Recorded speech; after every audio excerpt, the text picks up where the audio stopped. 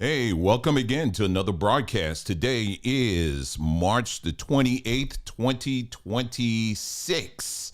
I got it right. You know, these dates, it's been something trying to keep track of everything. I tell you, it's been a month, y'all. It has definitely been a month, and we're going to talk about it. We're going to dive into it. Like I said, again, this is not going to be a venting session where I'm just kind of like pouring, because everybody got problems, everybody got issues or whatever. And so, you know, this ain't me dumping, right?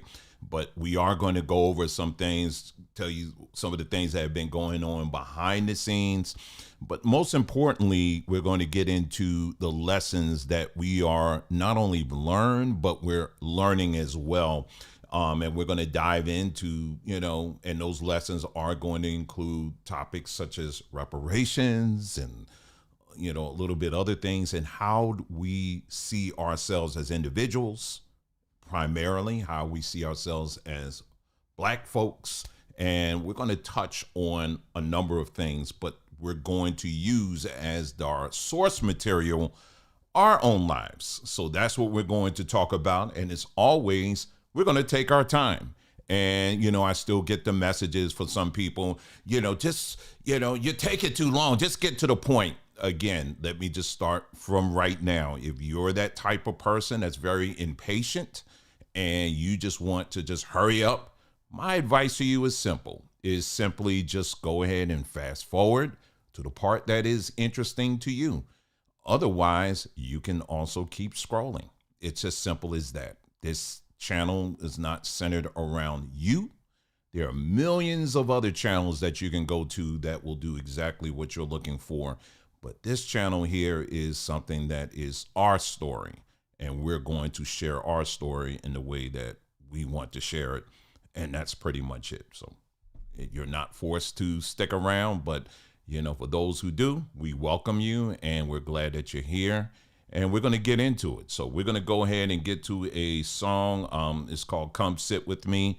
This is another one of the songs that I have written. I've been doing a lot of writing in songs on this platform. And yes, I do lean on AI to help me with the music part of it. But the lyrics, that pretty much comes from me, yours truly here. Not pat myself on the back, but I think it's important to mention that, because I want people to understand you are the real intelligence. We have artificial intelligence, and then you have real intelligence. But until the day I leave this plane, I'm always going to lean heavily on real intelligence, and that's me. And you should be leaning on your real intelligence as well. So let me go ahead and play this song. Let's give it about 1 to 2 minutes, give people time to get on, and then we're going to jump right in and get started with things, okay? So welcome.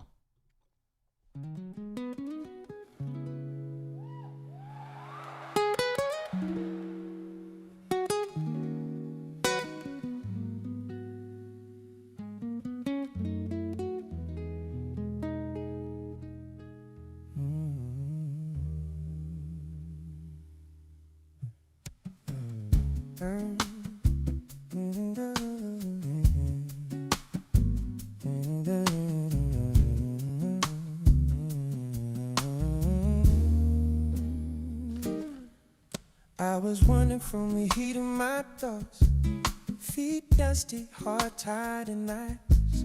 History test still ringing in my head, wondering if I passed, wondering what's next. Sat down heavy, back to the bar, trying to breathe before it gets dark. Thinking about ways, thinking about time, trying to go up all at the same time. I ask the air, am I falling behind? 'Cause if there's something wrong with the way I'm designed, so I rested under the shade of a tree. We didn't know the shade was watching me. All my questions floating free when a quiet voice said, come see with me.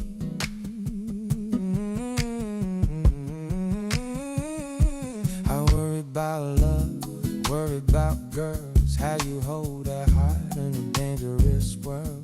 Worry about money, worry about keys, a house for a family I can't yet see. Worry about life from the school bell fades. If I be enough when the choices get made. And my chest felt tight like I couldn't stay. Like your future was already walking away. He said, "Side, I've been standing on a long, long time. I watched your seizures learn how to rhyme. Seen us get built, seen winds touch skies, seen storms swear that I would die. Built our speed, thought I'd break into, but the rain always know what to do. Seen players rise up, seen others leave. But one thing, child, I never learned to beat. I never learned how to worry. I never learned how to fear. My roots no matter watery, so I rest right here. The sun gives me courage, the breeze hums me a tune, and the sky gets heavy. I trusted on the sun, so I rested under the shade of All right, about another 20 seconds here. Jesus waiting on me. On Jerry is floated free. When the old tree said, "Come sit with me."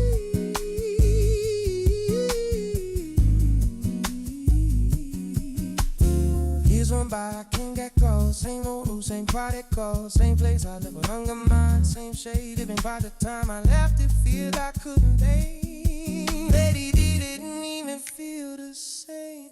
Funny how funny life can be till you set it down under a tree. So I'd always come back when I need to sleep. Ooh, who I was and who I'm meant to be. If All I right. forget how the we used to be, Thank you again. how could I could get conceived?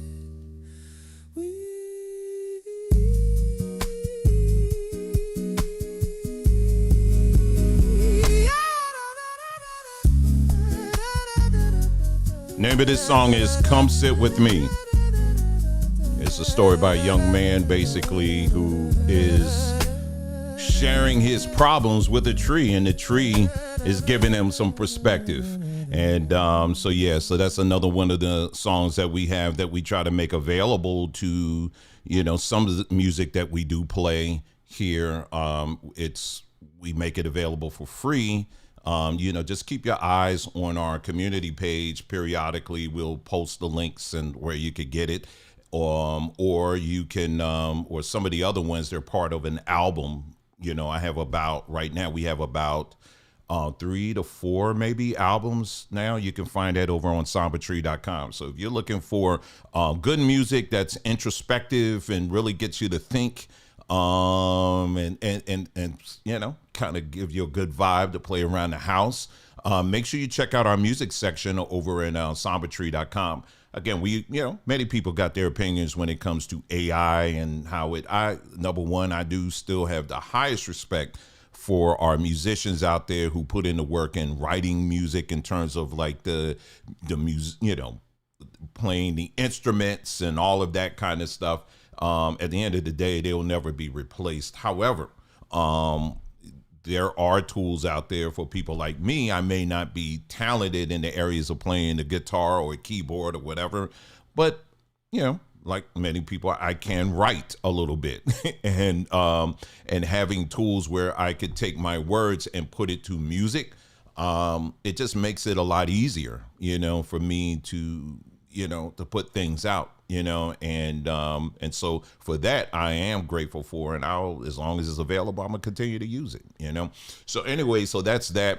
So I hope you guys having a wonderful day today. I woke up today, went outside. It was absolutely beautiful. Another beautiful day out here. It was actually cooler. We had actually cooler day today here in Arizona. I want to say we were probably, when I got up, it was like maybe in the high 70s, low 80s, which was kind of cool for us this time of the year. And so that was a pleasant surprise with the wind and all of that. It was just, it was nice. And I even walked even further than I usually walk, and found like one of the aqueducts, the canals. I walked along there. So it's just, I tell you, nature just has a way of just calming you and giving you a bigger perspective on things and all of that. And so that was a very nice way to start off my day. And so again, remember, y'all, I hope you guys are getting out there and doing the same thing, getting your exposure to sunlight. I cannot emphasize that anymore. I'll be doing even more videos on that, talking about the different parts of your body that benefits the most from sunlight exposure and all of that. So we talk about those things over on Somber Tree YouTube page. So if you're not a subscriber over there, make sure you get into that. That's where we get into the biology and the science of these different important topics, particularly for those of us who have melanin in our skin. So yeah, we talk about that quite often over there on sombertree.com. So anyway, someone said it's pretty in Ohio. I just saw a video about Ohio. Oh, it was someone. I'm not going to even go there. They were talking about, everybody talks about the negative of Ohio. They said, wherever you do, make sure you don't drive through Cleveland. I've driven through Colorado. I've driven through Ohio. I really don't have anything to say positive or negative about it. But if it's beautiful, a beautiful day is a beautiful day. I don't care where you are. So I am so glad it's a beautiful day in Ohio and wherever else the rest of you guys are. So, and find the positive wherever you go. All right. So before we get started, again, just a reminder to you that over on sombertree.com, we are still running a very short promo. Well, I'm saying a promo, but it's a limited release that we're doing. One of our best products that we very popular with many of our Somber Tree family has been these fruit juices. And these aren't just any fruit juice. I challenge you right now to go to the grocery store most often than not.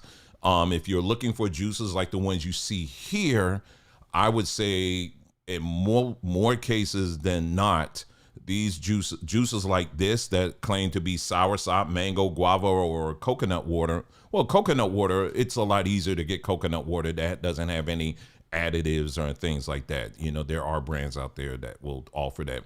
But things like guava, mango, or soursop, in most cases, they usually are adding extra sugar.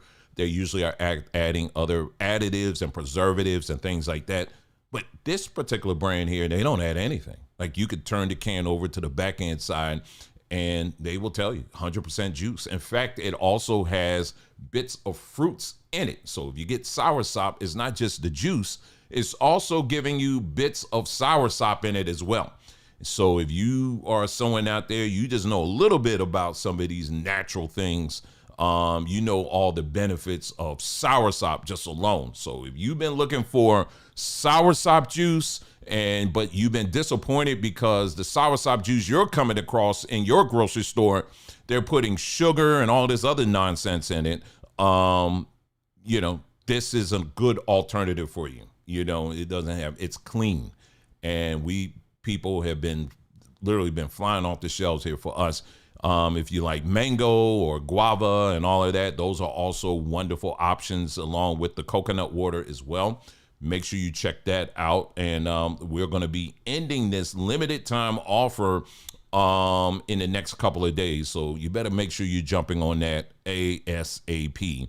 And check out some of the other things there. We actually developed our own alternatives. That's one of the things we do over on Somber Tree, is that we're not just selling things that we just find that's interesting. We do that, but we also make up solutions. We get in our own labs and we say, what is a solution? One of the things we liked is fruit juice. We love fruit juice. Many of us grew up with that favorite fruit juice, you know, Hawaiian Punch or Tahitian Treat or whatever. Well, we came up with our own alternative, and guess what? It actually doesn't necessarily have fruit in it. It's actually 8-herb. We call it 8-herb multi-vitamin and mineral brew. If you check it out, it is it's something that we made up. To me, it tastes just like fruit juice. It really does. This is what's in it: nettle leaf, moringa leaf, hibiscus flower, soursop leaf, horsetail, burdock root, oat straw, rose hip. That's all that's in it. You imagine being able to give this to your children on a daily basis. Imagine your children even loving it. Something like this that has all of that in it. Well, you have an option. And we do this all the time. Same thing with our 50-50 pepper. We came up with that. 50% black pepper, 50% black seed. You're not going to find that in the marketplace, but you will find it here at sambatree.com, along with all the other things there. So I would just simply encourage you, go check it out at our website, sambatree.com, and we would greatly appreciate that. And so sambatree.com, that's the website right there. I'll bring it back up on the screen, and we're going to dive into it. I told you, as promised, we ain't going to waste any more time. Not that we're wasting time now, but we're going to get right into it, okay? And talk about what it's been like for us in the last month, but even beyond that, okay? Some of it I've actually shared already, but there were some other things that was going on as well. And the fact that I'm here right now, and one thing I will promise you, I'm gonna be calm. The other thing too is that I promise you, this is not just a venting session where I'm just going to be dumping my problems to you, but at the same time, it's going to be okay. What can we all learn from this? You know what I mean? And that's how we're going to turn the conversation. So if if you're someone that's very impatient or whatever, it's just not going to be the conversation for you. All right. So let's go ahead and get into it. So anyway, let's go back, do a rewind. We did a video. I did a video a while back, and I talked about, again, this is Sambatree. Okay. And we've already talked about some of the things we're doing on the store and all of that. So I'm not talking about that now, but it does involve Sambatree. Okay, so Sambatree Rewind is a business that we started going on 6 years now. And it's been a wonderful business. One of the great things I absolutely love about Sambatree, we actually started as Brew Gardens, but prior to that, it was Brew Gardens, but we changed the name to Sambatree. We started it during the COVID crisis.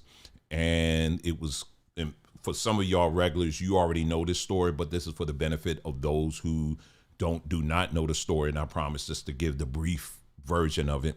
But we started Sambatree as a solution to what was going on during the COVID situation, because we knew that we were not getting the full story. It's one thing to sit back and say, talk about these different conspiracies that actually are turning out to be true. But it's another thing to provide solutions. And that's what we wanted to do. We wanted to provide solutions. And we were really cut to the heart on the realization that there were going to be a lot of our loved ones that will be actually dying. And one thing I determined, I know for me and certainly for my wife, is that I'm never going to get used to watching loved ones dying, nor am I going to accept any narrative from any government telling me that this is the new normal. It is not normal to see loved ones that were perfectly healthy dying, especially when it's something that we know that was preventable. You know what I'm saying? So we had to dig deep. We had to do our own research along with many of you and find out what are some of the natural ways that we could fix this, right? Or address this at least. And so that's what came up with Sambatree. We came up with that. And the one thing I can honestly say is, my wife and I, we've had businesses in the past, but this has been one of the most pleasant experiences that we've had. And I am a living witness and tell you that even though I would say the good percentage of our base is Black American, Black folks, I don't buy into the myth that doing business with Black folks is always nothing but trouble and all of that.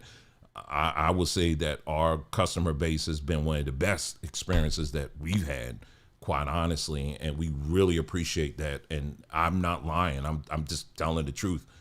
We've had other businesses where it hasn't been as pleasant, but I'm telling you, Sambatree, for some reason, has always been extremely pleasant for the most part. People have been very patient when we get our situations going, and certain things happen beyond our control, and that we're very appreciative of. And so I have nothing but good things to say in our experience with that. And so Anyway, what happened?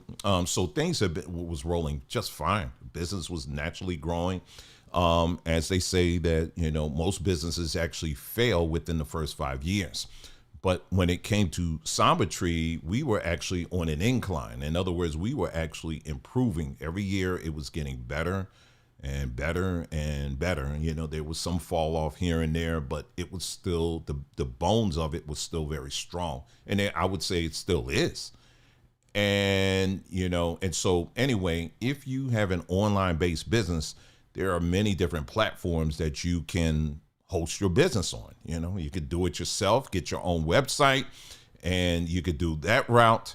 As long as you have a payment processor, you're good. Or you can go do one of these platforms that have everything built in for you. You have Square, you got some of these other ones that have packages where they have everything built in for you. And we use some Wix is another one that we use. And we've used those in the past, but Shopify, as it was really ramping up, it was something that we said, you know what, this is a platform that I think will be next level for us because of the amount of tools that it gives you and all of that. And this will really help us to get to what they would say the next level, right? And so that's what we did. We went with Shopify and with that, they have their own payment processing, and it was good. It was pretty good, while we were there for the first year with them, and it was fine. We had no problems. I mean, the business was still growing slowly but surely. You got to be patient, and everything was fine. But then I would say after a year, and this is going back to the last week of April of last year, of last year. Without notice or warning, without warning, I should say, we got this notification basically saying that we are going to hold your funds. And what that simply meant was anything that was in our account, in our Shopify account from sales, Shopify basically said, we're going to hold it. No real explanation. They just said that there's some concerns or whatever. It was very vague, and that's it. Now, we understand we have orders that we have to fulfill. We can't fulfill those orders unless we have the money from those orders, from those customers, so that we can get the products and then we can send them and ship them. So it's not just getting the product, it's also paying for shipping too. All of that was in Shopify's hands. And so Shopify, like I said, made the decision, and they were extremely vague about this and said that, no, we're just going to hold it and that's it. Now, it's one thing if they just did it for a day, right? And maybe it's just, well, Dwayne, just call them up, find out exactly what's going on. But I'm here to tell you that a lot of these IT companies, these data companies, whatever, online-based companies, it's not as simple like that anymore, where you can just pick up the phone and talk to someone. No, typically it's either chat, and usually chat is an AI bot. It's very difficult to get to a live person. Or they will say, send an email and we'll get back to you as soon as possible. And usually the email response is usually a couple of days. Okay, so while we're kind of trying to figure out what's going on, there are days that are passing. So we finally get to a live person to find out, it was a very standard thing. They were still very vague. And, the stuff that we do sell, when you're selling the products that we sell, which are like natural supplements and things like that, well, payment processors and just platforms in general, they take an extra hard look at those things. Like, in other words, you have to make sure that you're not saying that, that this herb can cure cancer, even though you and I know that there are many examples where some of these things actually do. But you cannot come out right and say, if you take this, your blood pressure is going to go down. Again, you and I know that there are many herbs that can do that. Okay. There are. In fact, the pharmaceuticals that you get, they wouldn't even exist if it wasn't for the herbs. They take those herbs. What they do is, because they can't stamp a copyright on black seed, what they do is say, let me take the black seed and put it in my witch's brew, and let me call it something else, and now I can copyright it because now it's technically ours because it's something unique. This is how the pharmaceutical companies do this all the time, but they can't stamp a copyright on a black seed or soursop leaf because they didn't make it. But they can take what makes up a soursop leaf, put it in their witch's brew, and they can copyright that. So for those of us who sell just the natural form of these herbs and things like that, well, they make it very difficult for us. And so, the banks have gotten in on this, and, it's just like that. So that means that you're going to be closely inspected. So anyway, this wasn't a few days. This was literally an entire month. It was probably more than that they held our funds. So let me ask you, let's pause for a second. How in the world can a business fulfill orders if they are, I need to close this. Actually, I need to close this thing because I didn't realize I'm getting whited out here. Hold on for a second. Hold on. Okay, that's better. There you go. I didn't realize that. How is it that a business, while you're getting sales coming in, how can you fulfill orders if they're holding your money? And we kept calling. When I tell you, I would call every day. I was calling like 3 times a day. I was like, what's going on? What's going on? And of course, I would get somebody else. Then I would get somebody else. Then I would get somebody else. And nobody knew anything. It was like talking to a bunch of freaking idiots. And all they knew what was on their screen. That's it. So the frustration that I had during that time, it was just a lot. Now, I'm saying me, but today in this conversation, you're going to get me and my beautiful wife, Nicole. And Nicole, I'll get to her in a moment here, but I'm speaking on behalf of both of us. All right. So that's today. I wanted both of us to be here, but like I said, again, I'll talk about that in a little bit. So anyway, so that was for a month. Now, after the month, they said, okay, we worked it out. We're going to release the money. Okay, fine. Now, at this point, you may be thinking, oh, they're going to release the money all at once. No, they didn't do that. What they did was they released it in drips. So now you got a month backlog that you're going to have to figure out. But at the same time, you got to dig in your own personal resources to fulfill these orders, which we did. Because again, for us, it's about our character. It is about integrity. It is about your name and all of that. That's what we're about. And we're going to do everything we can within our power to make sure that we're able to maintain that. And already Shopify was making it extremely difficult for us to maintain that. Because as customers, you're looking at it from your perspective as a customer, which I completely understand.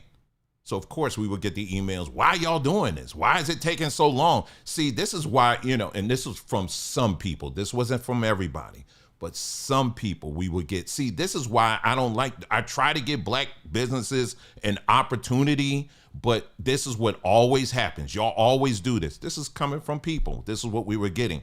And so we had to be professional in our response to explain this stuff. But again, most customers don't care about what's going on behind the scenes. They just want to know, where the hell is my stuff? You understand what I'm saying? So we couldn't really diverge. And well, what had happened was we couldn't get into that because we know most people don't really care. They don't want to hear that. You understand what I'm saying? And I completely get that. And I don't even think, quite honestly, it's really that professional to get in all of that stuff.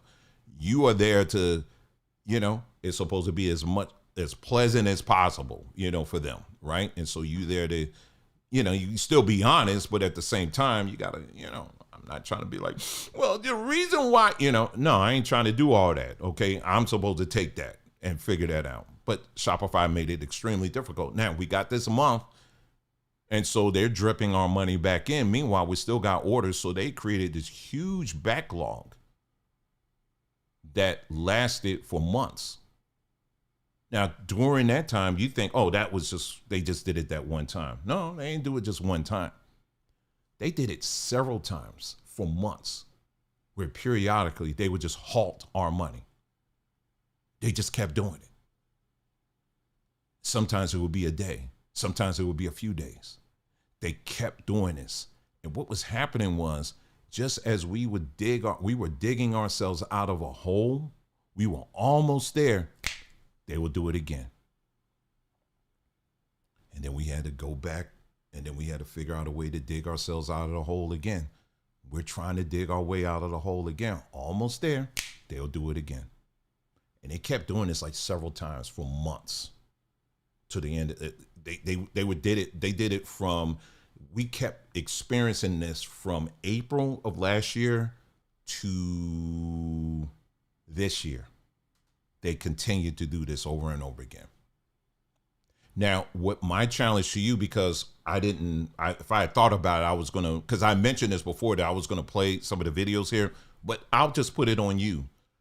You could pause the video right now if you like, and if you have TikTok or whatever, go on TikTok, and I want you to do a search for Shopify. They're holding my money. It's not just us. There are many people who have been having these same complaints. There are stories of individuals who have said that in their experience, they're holding $10,000, $50,000. There was one person, it was $70,000, and another person, it was over $100,000 that Shopify was holding on to. This one particular story involved a Black woman. She said for a year, Shopify was holding her money, $70,000. Can you imagine that? You are working a job, and for a year, they're holding your money. And they're being very vague about it. See, what people don't understand is this, and we're really going to get under the hood on this, because again, like I said, we're using our story as a baseline, but we're really going to get into how this system really operates. Pay attention to the thumbnail that I used, okay? Keep that in back of your mind, because there's a reason why I use that specific thumbnail for this video. So there are plenty of stories like that where these payment processors do this all the time. They will just, for whatever reason, they'll come up with a reason. They'll come up with a reason why they're going to hold your money. They do this all the time. And they continue to do it. And now we're getting into the anti-Semitism era, where you can't even breathe wrong around a Jewish person. They monitor you and they'll cancel you on stuff like that as well. I've seen that. I've seen that in other people. We haven't directly been impacted by that, but I have seen other examples of that where they've just completely pulled people's account completely. So when you see us here talking about herbs and things like that, I want you to really understand the great risk that we take every time we open our mouths and we're talking about, yeah, you guys take this stuff or whatever. And it's not just us. I mean, it's anybody for that matter. Where these banks, these online payment processors, they're always targeting people like us. And this goes beyond just race. It goes beyond that. This system is wired a very particular way, and that's what we're going to be driving to in a moment. So, okay, so now I guess you're pretty much up to date. That brings us to this year. And so come March, well, we're in March right now, the beginning of March, they finally sent a letter and they said, we are simply just stopping altogether. We are not going to do any more payment processing for you. And the money that's in your account, we're going to hold it. And we're going to hold it for, I think they said 120 days or something like that. And they said for reasons of, and they, in the letter, they didn't really, it was very vague. It was extremely vague. And they knew they were being vague. In the letter itself, it says, we're not entitled to give you a specific reason. That's what they told me. That's what they said in the letter. We're not even entitled to give you a specific reason. I'm not, maybe I'll put it on the community page. Maybe I can show you the letter, and I'm not exaggerating, but that's what it said. Basically what it told us, that we're not obligated to give you a specific reason. They just simply says that we found that your account doesn't align with whatever it was or whatever. So they said, we're going to hold your money. So again, you're dealing with a series of us attempting to dig ourselves out of a hole that they created, because we were fine. We are, as a business, we were sound. We were doing fine. But this was something they started. Okay? And the amount of pressure that this put on us, it was insurmountable. It was just insurmountable. I can't even explain to you the amount of pressure. Now, you may see me doing videos and stuff like that. Let me tell you, like I said, I'm being open, I'm being transparent, like I always am. But I'm going to be even more open with you during this broadcast. Okay. But let me just kind of tell you who I am. Like if you were to actually meet me. Now, I'm someone that you see me right now, the way I'm communicating and I'm talking and all of that, all of this. Hey, how you doing? Blah, blah, blah, blah, blah. Once the camera comes off, I'm not saying I don't talk. It's just, I'm not like going around and like striking conversations with everybody I meet. I'm not that kind of person. I'm pretty much a person, I say to myself, you know what I mean? I don't really look to be engaging with too many people. I'm friendly, right? When I see somebody, if I'm taking a walk, I'll say hi to them and all that. I'm very friendly, but I'm not like what you see here on YouTube like this, where every conversation I have, I'm just getting into the details. Well, I'm not like that unless I come across somebody and we kind of vibe like that. But for the most part, no, I kind of stay to myself. That's it. Yeah. So, but there's just some people, and my wife is like this as well. It's like when the camera comes on, whatever it is I'm going through, I have this ability to put those things to the side and be like, it's like an extreme focus. I could just be focused on whatever it is I'm talking about. There could be all kind of explosion stuff happening in the background, but I'm like, no, don't look at me. Let's talk about this. And that's typically how I am. You know what I mean? And I told Nicole, I said, I could be dog tired, like tired. But if I'm going to do a video that day, it just, as soon as I hit that live button, it's just like, zoop. And some people just have that ability, and it doesn't make me any better than anybody else. That's just how some people are. You know what I mean? There's entertainers that have that ability. They can be going through straight up hell, but as soon as they hit that stage, it's like they click in, and that's kind of how I am. And that's how I've been all of this time, and just the amount of the stress that it put on the business, our household, all of that. It was just, and it still is. And so anyway, during this time we said, all right, we ain't paying y'all no more. They keep sending us notifications. All right, now, Shopify, you got to pay this by a certain time. Otherwise we're going to shut you off. I said, we ain't paying nothing. So we moved everything over to another platform, and it's like literally so much better. And we've learned to kind of be a little bit smarter with payment processors. Instead of just having one, we have several that we can switch to at any given moment. So we're like, okay, they're acting a little funny. Let's switch over to there. Now we can do that. So we have a little more leverage in how we handle our payment processing on the back end. So it's been so far so good. We've been doing very good. And one of the payment processors, we already have an established history with them. And our history's been like, for the most part, nearly perfect. I mean, we've had like no problems. Every now and then they may like click in and say, hey, we noticed something. Like, for example, some of the things that these payment processors can do, they can say, hey, we noticed that your sales have been increasing. Let's hold the money up for a second. Give us a call. Tell us why that is. I mean, they do stuff like that. That's how closely they monitor your account and all of that. Like I'm selling drugs or something all of a sudden. I'm like, it's a business and we're actually doing better. You know what I mean? But they can do that kind of stuff. They can hold your money at any given moment. Okay? That's how it works. So during the transition, so this is, I'm telling you about one battlefront. There's another battlefront I'm going to tell you about. So during this transition from Shopify over to this new platform that we're on, everything was going fine. I was able to transfer just about everything over, from the images, the descriptions, all of that stuff, the customer history and all of that.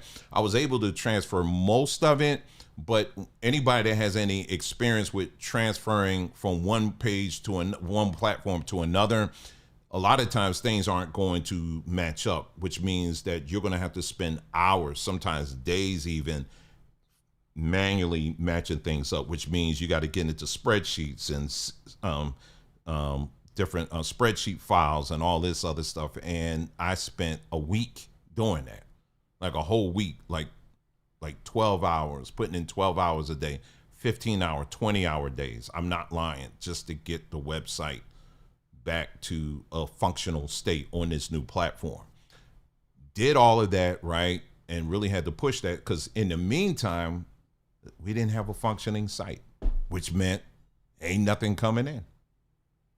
Okay. Again, this is all Shopify. So I had to move with great haste to get the site back up. And so that's what was working. That's what we were working on with that. Finally got everything done. Everything's working. Everything looks good, all of that. And I was like, okay, well, anybody that knows about like domain name transfers, like, Sobertree.com, when we purchased that name, domain name, we purchased it with a certain domain exchange, a domain provider, domain name provider, right? And so we purchased it with them. So that gives us the ability to say, okay, we want this domain to point to this service or that service, so forth and so on. When you do the transfer, a lot of times, in most cases, it's not instant. Sometimes it takes a little bit of time. They tell you 24 to 48 hours, but in most cases I've experienced, it's nowadays they've really shortened that. It can be the tops, maybe 20 minutes. Okay. So I did that. I did all of that, and I'm just waiting. I'm like, okay, 10 minutes, 20 minutes, 30 minutes, hour, 2 hours. I'm like, why is this thing not working? Well, there's two parts. You got the domain name, because you're dealing with a business, is a business site that takes credit card information. You have something called SSL. All right. And I think that's like secured server link or something like that. Someone can correct me on that. Basically, what that means is when you go on the business, any business page, Amazon, wherever you go, what that means is that there's an extra level security that's on that page, ensuring that whatever credit card information you put in there, that it's going to be protected. Nobody's going to be able to hack it, right? It's pretty standard. Whatever business page you go to, it's a pretty standard thing. I mean, it's really not a big deal. It's a big deal, but it ain't really a big deal. And sometimes you got to pay extra for it. Sometimes it comes with the package. It really depends, right? So anyway, what happened? So their SSL service, it just so happened, it took place on the 15th, I think. It just so happened that the industry wide, they actually said they switched over. SSL, it's a certificate. Basically, each link is granted a certificate. It's not something that's really readable to most people, but it's basically like a digital certificate. And when you are straight, your browser gets that certificate information. Is like, okay, this is a certified link and it's secure. Okay, so our domain provider, or rather across the board, there was a change that the industry went through across the board. And I know I'm just giving you everything, where they updated the amount of time those certificates are supposed to last. It used to be a lot longer, and I think they shortened it. So servers all over the world had to update. Most servers didn't have a problem, but yeah, the service we're with, yeah, their server was down. It was not matching our certificate with our domain. And I had to fight for them for days to get that to work. So there was more delay in getting our site up. It was very frustrating. But eventually we was able to get it up. So that was another setback that we had to deal with. So finally we got the site up. Everything is right now to date. It sounds like we're doing good, right? It looks like the site is functional right now. All right. So that's that. So now once again, we're back at having to slowly climb ourselves back out of this hole that literally was started by Shopify. Okay. So that's that. Okay. The enormous amount of stress that we have been through just with that it was a lot. Okay. Now let's get to chapter 2. Let's get to the other battlefront that my wife and we were dealing with while all of this was going on. When we first moved out here to Arizona, we moved to, we stayed in an Airbnb just to really kind of give ourselves an opportunity to because we had already visited out here before and kind of had a lay of the land. And then once we kind of narrowed down, okay, the area that we want to live in, we said, you know what, let's start off with an Airbnb. Let's rent it out for a month. That'll give us an opportunity to familiarize ourselves with the lay of the land and all of that.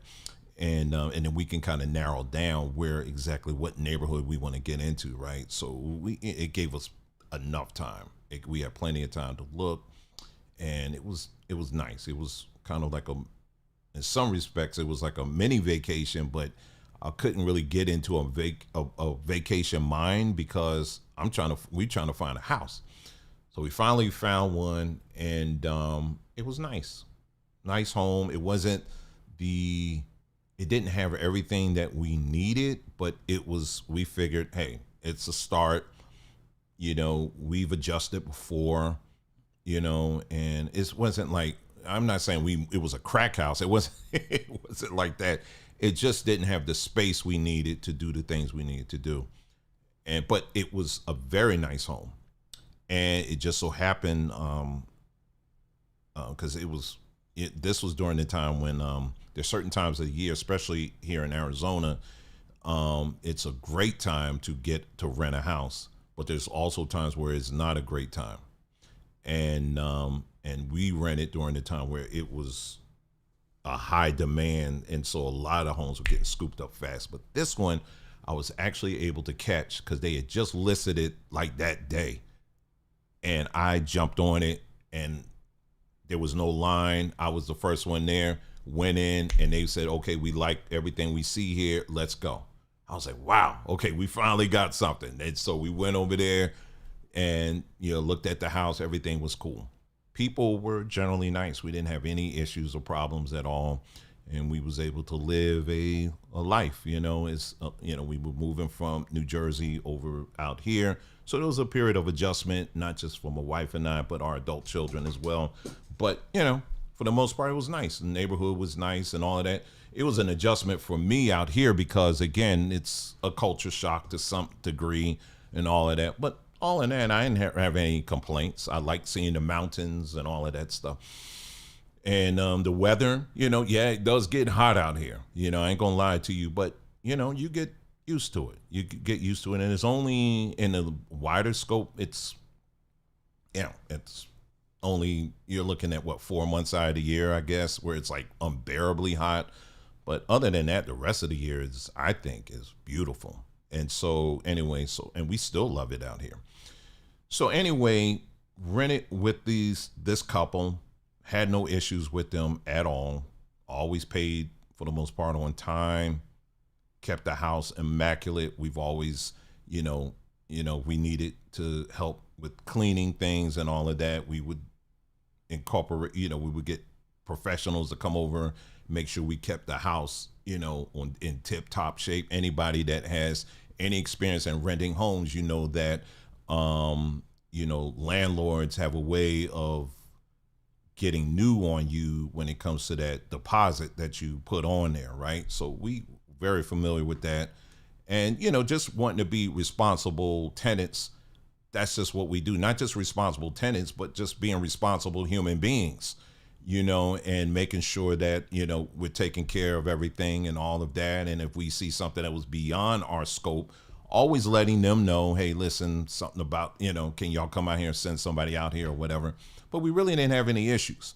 As neighbors, majority of our neighbors were white, but, people in this out here, they kind of stay to themselves. It's like a friendly kind of like, but at the same time, it's like, whatever. But for me, I'm just like, hey, how you doing? I'll talk to people, try to break that ice.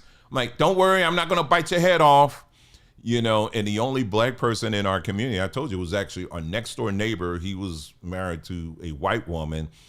And the longest conversation that I think I had with him was hi. That's the longest conversation I had with him. I tried to like, hey, how you doing, bro? And it opened my eyes to realize I was like, I start seeing that same trend a lot. I don't have an issue with, you marry who you marry. Don't care. But this dude, he just went in I was just like, okay, whatever, But there were, and I'm just painting this picture for you. I mean, we've had neighbors like, it was an elderly couple that live a little bit down the street, and they were very nice. I'm putting out the trash, right? And, they're like really strict out here when it comes to making sure your lid is all the way down and all of that, because if the lid is open a little bit, the trash man, he ain't gonna pick it up. And I have experienced that. But anyway, it's an older lady up the street, and she saw that our trash can was a little bit up. She said, hey, listen, they're not going to take your trash. She said, anytime if it's overflowing a little bit, she said, you can use our trash. It's okay. She said, hey, just put some of it. We'll take some of it. An old white lady. And and I was like, okay, that's very nice of her. And then one day I was at our mailbox, our community mailbox, and they left their keys in the mailbox. I didn't know it was them at first until I was like, oh, that's them. And I returned their keys to them and all of that. She was just hugging me and all that, and just all of that. They're very nice people. Once you really like start talking to people, they're nice. Some people just don't know, you know what I mean? But just very, like I said, the people I did talk to, I've never really had any problems for the most part. It just, like I said, again, it's just, there's a little weirdness, but at the same time, most of my interactions have been fine, including with the people who own the house. Never had a problem with them. When it came time for us to, and we kept everything, like text messages that we've had with them, every email we've had, we just kept everything, right? Just because. Then comes, our lease wasn't up. Our lease wasn't up at this time. We still had about maybe 4 to 5 months maybe left in our lease. Then we get a message from the owner, right? And the owner says, hey, listen, my husband and I, we're actually going through a separation right now. And she said that, listen, if it's any way possible that you can move out sooner, that would be great. She said, but you don't have to, right? She said,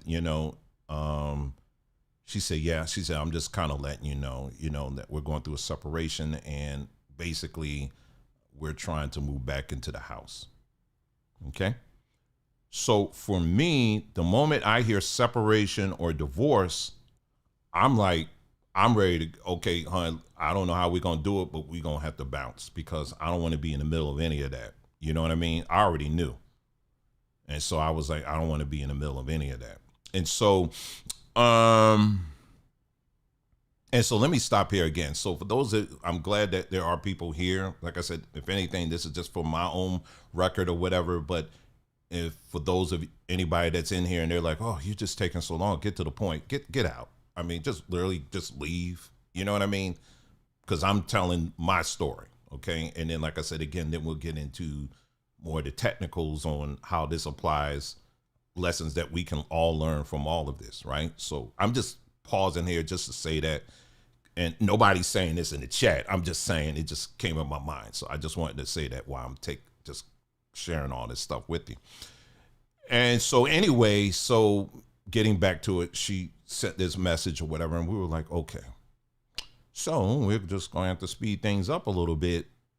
Now, mind you, again, remember I shared with you all the Samba Tree stuff the Shopify stuff? That's still going on. Now, on top of that, we got to find something, which means you also got to find security deposit. Okay? And you're talking a lot of money to put down a security deposit for another home. Okay? That don't just grow on trees. We got to figure that out. Okay? While this is going on. But at the same time, I said, as soon as I heard separation or divorce, I don't want to be any part of this. Now, during this time, like I said, the wife we had mostly dealt with the husband. The husband, he was whatever. He was nice and all that, but we never had any issues. They were always very nice to us. And the wife, for the most part, she was kind of fine. As long as that money kept coming in, she was cool. And so we looked and looked and looked, and finally we was able to find something, right? We was able to find something. We narrowed it down, and then eventually we was able to find something. We said, okay, cool. Which meant we had to find, okay, how are we going to do this? How are we going to pay for this or whatever? So, we had to do the things that adults do and all of that to try to put that together. And so we was able to do that, but in part, we were leaning on that security deposit. And my family and I, before we moved out, from top to bottom, we got on our hands and knees and we literally scrubbed down that house from top to bottom. And it wasn't, like I said, again, our houses are never nasty. I mean, it's not like that at all. But, when you're doing a move out, you got to be extra detailed. So we had to do all of that ourselves. My wife, my children, our adult children, we had to do that, to cut costs and to save or whatever. We did that all ourselves. And on top of that, you're running Samba Tree that you're trying to climb out of. And so, so that was what was all going on during that time. Okay. And so, so we got the house tip top shape, and it was something that I learned back some years ago. I rented a car from Enterprise. Not gonna get too deep in it. Basically, rented a car, returned it, everything was cool, and all of that. Enterprise, basically, I get a letter from Enterprise, and they were like, and this was when we were living in, where were we living? I was visiting New Jersey, so I think we were living in Florida. Anyway, so Enterprise, I get a letter from them, and they're like, hey, here's some pictures. You damaged the car. You're going to have to pay for this. I was like, what you talking about, Willis? What are you talking about? And so they were trying to say that I damaged the car. And I was like, no, I did not do that. I didn't do that, right? And it was like, you're going to have to pay for this, right? And they were getting like a little bit aggressive with this. I'm like, no, I didn't do that. Finally, long story short, I was able to get a hold of somebody. It was actually a black woman I got a hold of, and I explained to her, I said, listen, ma'am, that didn't happen. I said, I even called the airport. It was a small airport. And I asked them, I said, well, do you have any security cameras? Because all you got to do is pull it up and see. When I dropped the car off, the guy told me, hey, leave the car right where the luggage, it was like at some weird place. He told me to leave it. And it wasn't even like back in the parking lot or anything like that. He said, leave it there. I'll take it. I said, you sure? And he was like, yeah. And so that's what I did. I left it there. So anything that happened past that, I don't know about. Long story short, I was able to get that written off. She cleared it up for me. She took care of it. It was no problem. So ever since then, anytime I had to rent a car, I always got my buddy out, my phone out, and I've always recorded it. Anytime I rent a car, I'm like, honey, before you put luggage in there, make sure you film the whole car. And I'm talking it through so that y'all ain't pulling that mess on me again. Well, I did the same thing. Same thing in this case. When we did the move out, I filmed pretty much every inch of that house to make sure that we had it all on video. Everything. For the most part, everything. I was able to film all of it. So we had that. So anyway, we move out. First of all, there was they made a couple of mistakes. Number one, we didn't have because when you do a rental, you're supposed to have a walkthrough, and then there's a walkthrough sheet that both parties sign. We didn't have that. We were also supposed to have a walkthrough leaving the premises. We didn't have that either. All right, so we didn't do that as well. So that was a couple of things. So like I told you, everything was, they were nice and all of that, but the devil, Satan himself came out in this woman. And I wasn't too surprised because she actually was like pushing to come over to the house. She was like, this was like it was like weeks before we actually moved out. And she was like, well, I just want to come by. I just want to come by because I'm going to have the house painted and I'm going to have this and I'm going to do this and that or whatever. And we were like, okay, you can come over. So she was already making plans on all of these upgrades she was going to do to the house because her ass and her little children, they were going to move into the house, right? She wasn't renting it out to anybody else. They were going to move to the house. So she already told us all of this stuff. So she did all of that. She's measuring and all of that, had her non-English speaker workers coming by, and she's telling them basically, okay, this is what I want adjusted here, this, that, or whatever, right?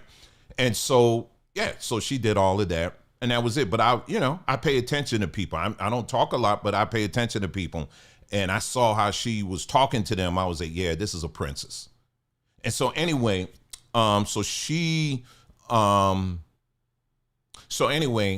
we moved out,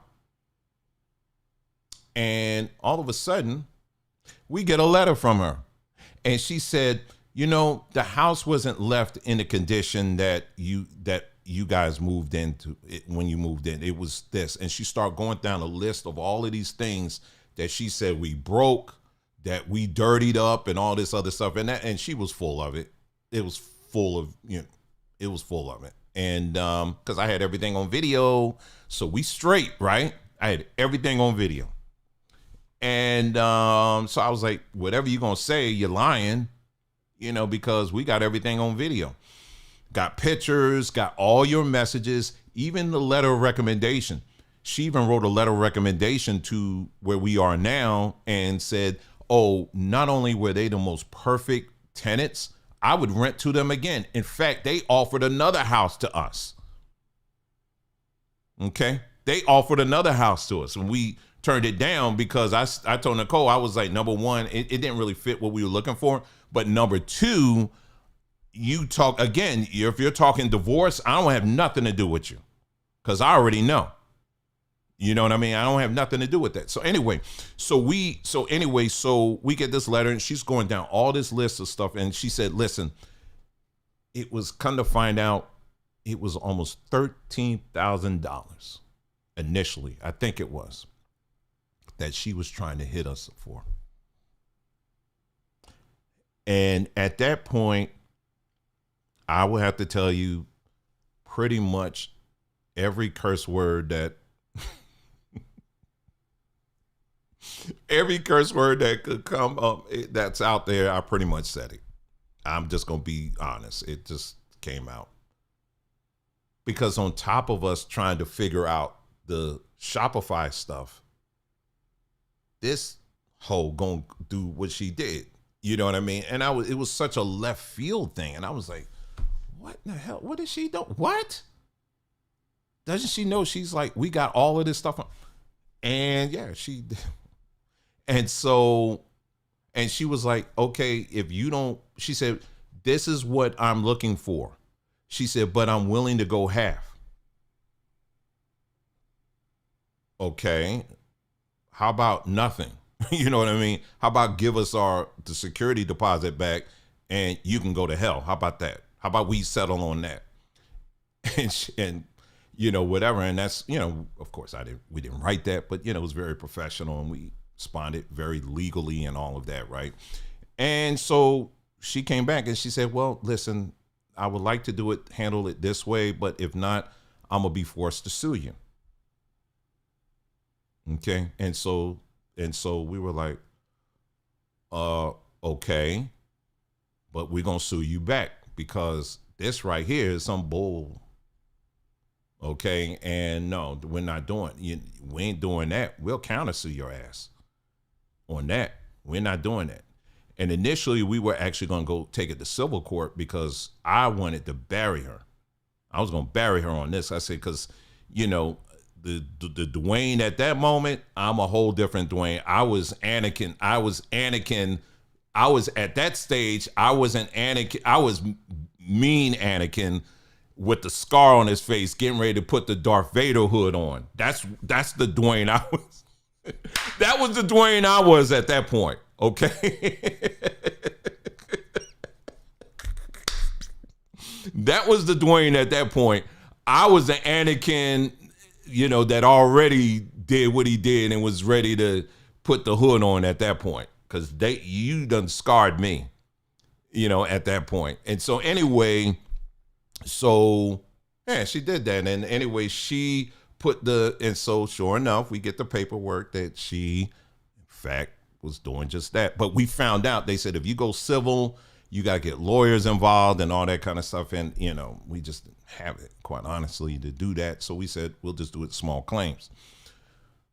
So anyway, my wife is someone that, I try to pride myself in being someone that's very thorough when I'm talking about or dealing with anything. When I'm talking about any of these topics out here, I try to be very thorough in my presentation and what I talk about and what I do. But I can't even hold a match, honestly, to my wife. My wife, she's even more of that. So I'm just saying, you think I'm that? I mean, she's way more of that. So my wife put in a lot of work and effort in collecting emails, text messages, pictures, videos, all that kind of stuff. So we had everything lined up. And so that was it and all of that. So we're fighting that. That's another war front. So yesterday was the court date, right? Again, this is small claims court. So we went in there, the way it's set up is kind of like small claims is like you going into a conference room.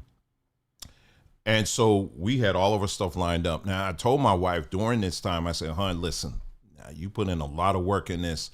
But even while she was doing that, I said, don't be surprised if you don't get to cover everything. Because based on what I've been reading, they just kind of want to cut to the chase. Not that we're giving chase anything, but you have to understand, as people, between her and I, we're very thorough people. So we're gonna have receipts on top of receipts on top of receipts. But I also understand how this system works. And the way this system works is a lot of times they don't want to hear all that. They just trying to cut to the chase. And I had that in the back of my mind. Anyway, long story short, we get into court and the judge, he basically comes out and the first thing he says is, he tells both sides, he says, listen, he said, I'm just going to tell you right now, in my cases, just about all the time, neither party is going to walk away happy. So he started off his case just like it started off the whole session just like that. So at that point, I already knew where it was going to go. I already knew at that point. And so because she was the plaintiff, she was given, she was able to kind of like say her piece. So he literally, we sat there and watched how he kind of narrowed her complaint down. Remember I told you earlier, she first was saying, like, initially she was telling us like all these things that we had to get replaced and all this stuff. And when I tell you things she was replacing and trying to hang on our necks, she replaced a whole dishwasher, an oven, I think washer and dryer. And she was saying, oh, the walls were just so black and I had to get the tile redone and all this stuff. Like we just left a sack of shit, like it in the house. I mean, that was not it. Like we had the video to dissuade all of that, because that you lying. And so, but the judge, he was like, okay, I know you initially said all this stuff, but what is this really about? And so he got her to basically make it about the carpet. And so he says, so really this is about the carpet, right? So you just looking to get the carpet replaced, to cover the cost of that. And so she was like, well, yeah, that's it. So he was like, okay, so we're just going to stick with that and all of that. So he allowed her to pull out her little cell phone, and she showed a picture. And she was like, see, it's damage here. There's a little damage here. There's a damage here. Now, we've been in this house by this time, like about 2 years, right? Mind you, we always kept the carpet clean and all of that. And before we left, we even shampooed the carpet and all of that. There was no pet damage or anything like that at all. It was none of that. Because our cat, the one cat we do have, she's already trained. She goes outside and does her stuff. In fact, she would do her stuff outside more so in the litter box, and so our cat, to my knowledge, she never did any kind of accidents or whatever in the house, because she's like an outdoor cat, but she likes staying in the backyard. She ain't trying to go. She tried a couple of times to go out, but she's like, nah, I'm good in the backyard. So she's always been in the backyard. So it wasn't no pet stuff and all. And not only that, in addition to that, my son, we had a black light, and we inspected the carpet ourselves to make sure there was no pet damage. So we even went, that's how thorough we are. I'm just letting you know. A lot of people don't even do that. We did that. And we took notes of everything. And so, long story short, this judge, he basically whittled her down to basically saying, well, basically, this is the carpet. It's about the carpet. And so he made it about just only the carpet, not anything else, only the carpet.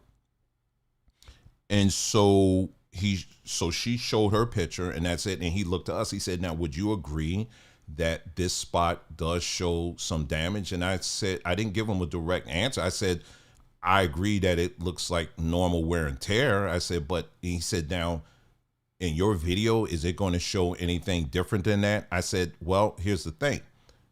What you're looking at, because what I discovered when I was editing the video that I took, depending on one thing about these phones, the cameras on these phones, if you're indoors, it's always constantly adjusting to the light.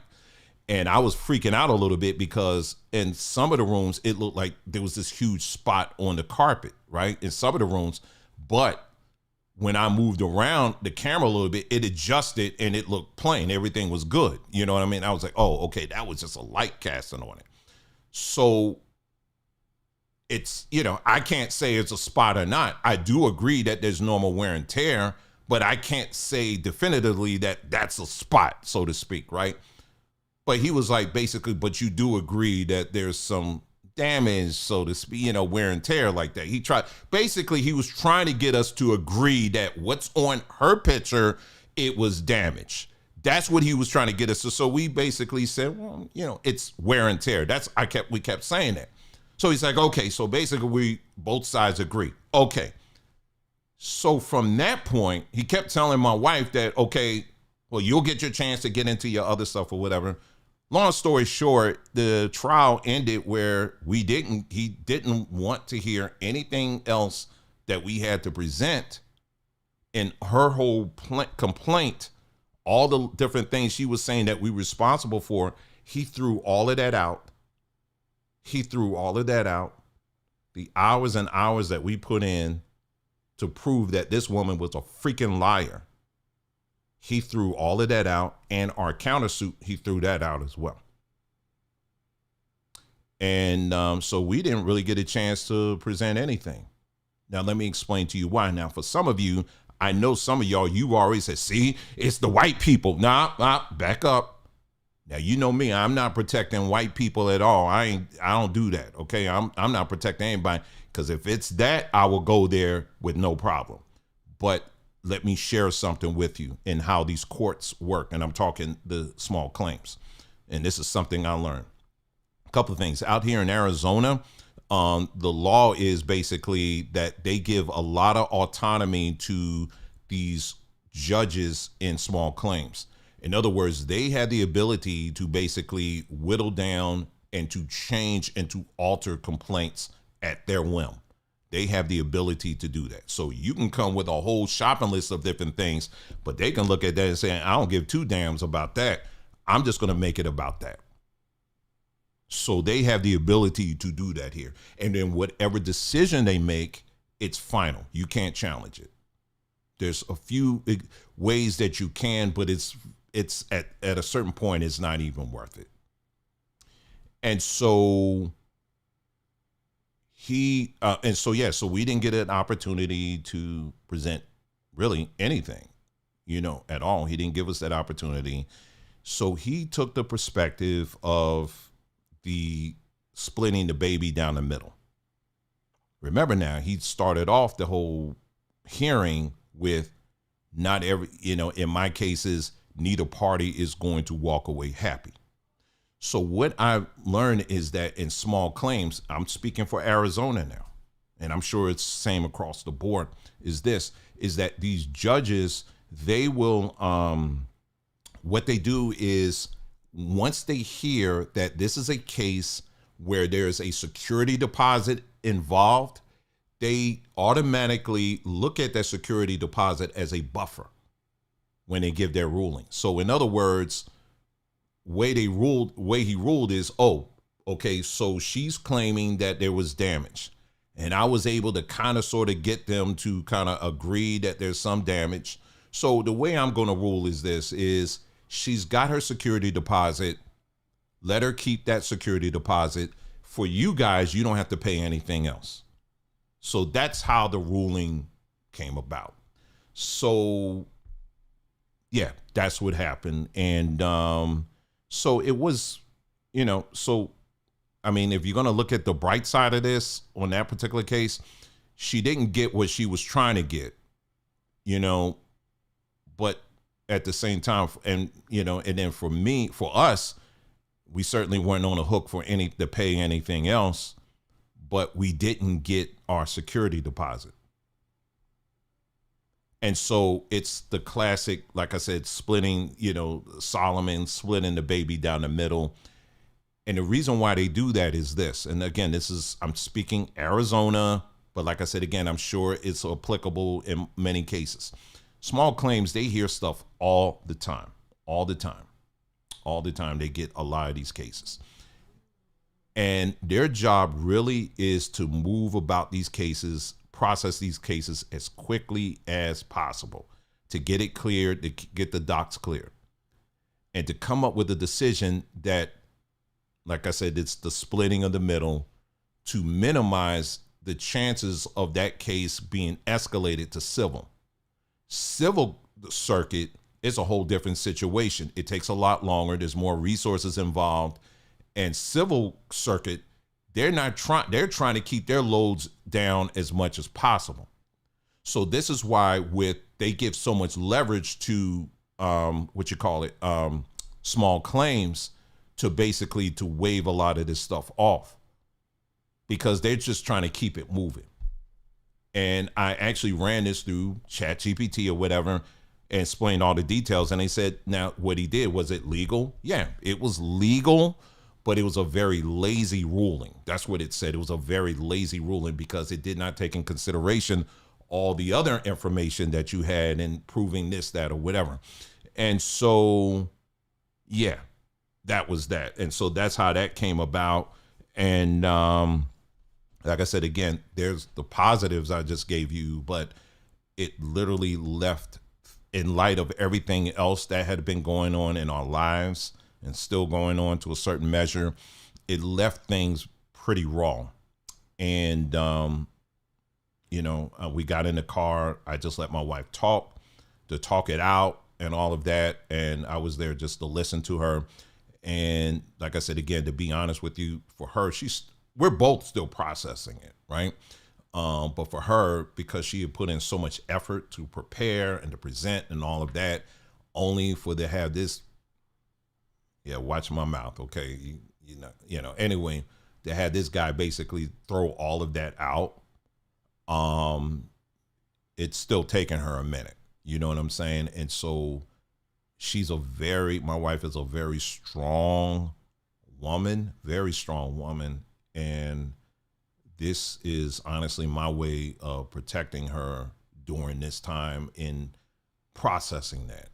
Like, she's not in a corner crying somewhere. It's not, my wife ain't doing that. It's not like that. But, I said, hon, listen, I got it. Okay. I said I wasn't going to do this. I was going to do this video, but I'll do it. I'll do it. And whenever you want to come on camera, if you want to share anymore, we're there. We can do that. But today I want you just take care of yourself, And so, so that's where, how that ended. So we dealt with that. So that's pretty much, and it's probably a couple of things, other details I may be missing on that, but I pretty much gave you everything. And so, as you can see, the month of March for us, it wasn't just a month of March, it was all the other months too, going back now close to a year. We have been fighting.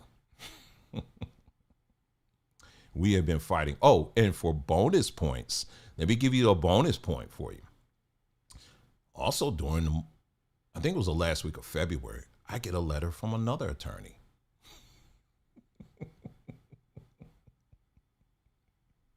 I'm not playing with you guys. I get a letter from another attorney. This time it was over an image that we used over on Sombertree. Now, when my wife,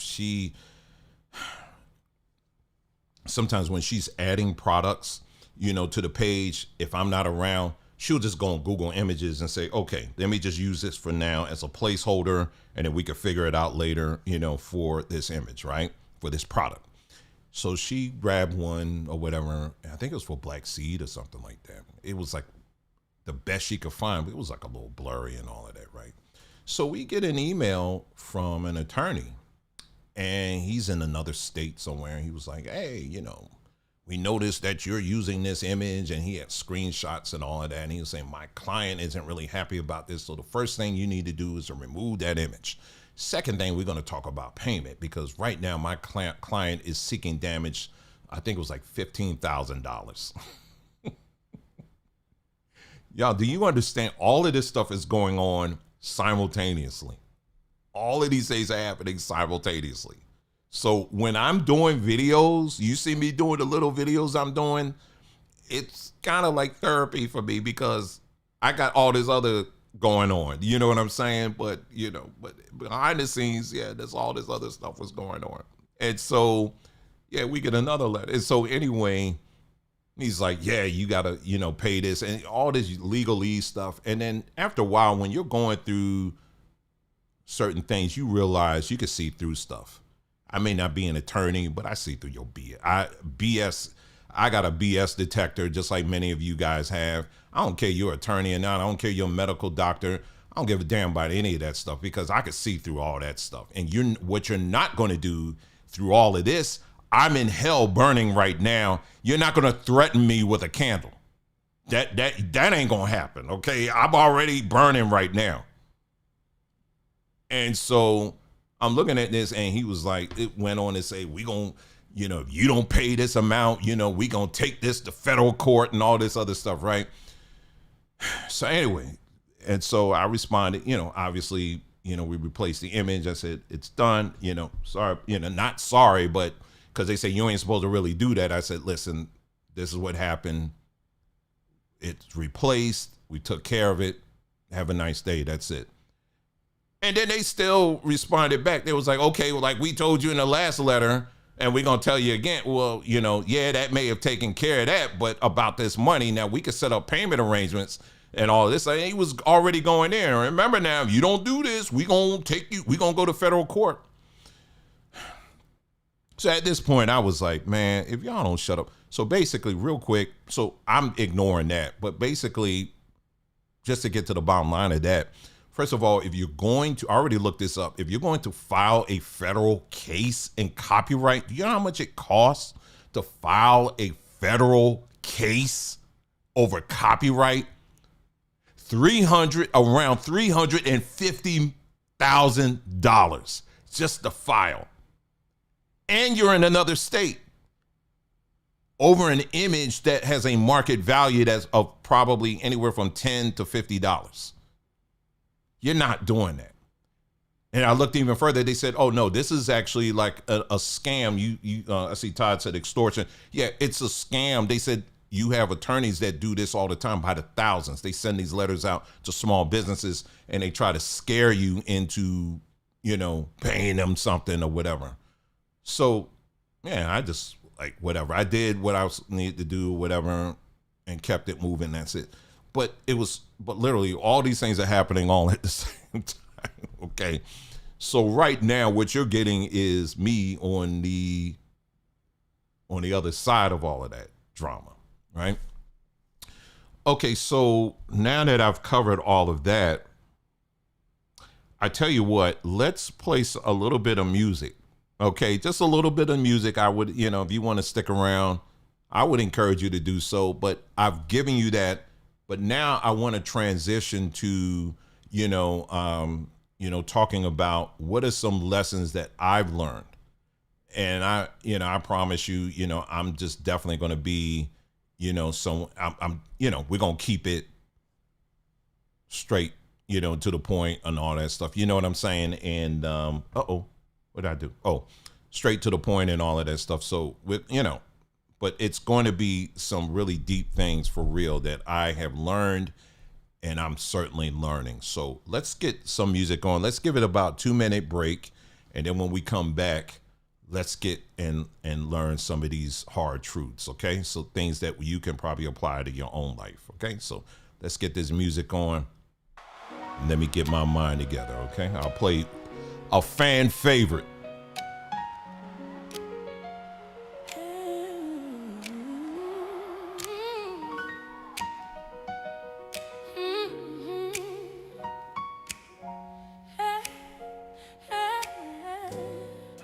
They took me from my window, put me under neon lights, said grow the same, don't ask why, in somebody else's climate. Told me bloom wherever planted, but they never changed the soil. Still I learned to bend towards something. Still I learned to save my joy. I grew quiet, I grew careful, learned to drink just what I need. But don't confuse my adaptation for the limit of my seed. I ain't broken, I ain't small, I'm just listening to the room. I was built for gentle waters, not the pressure of this gloom. Hey, I'm an African violet, I don't bloom just anywhere.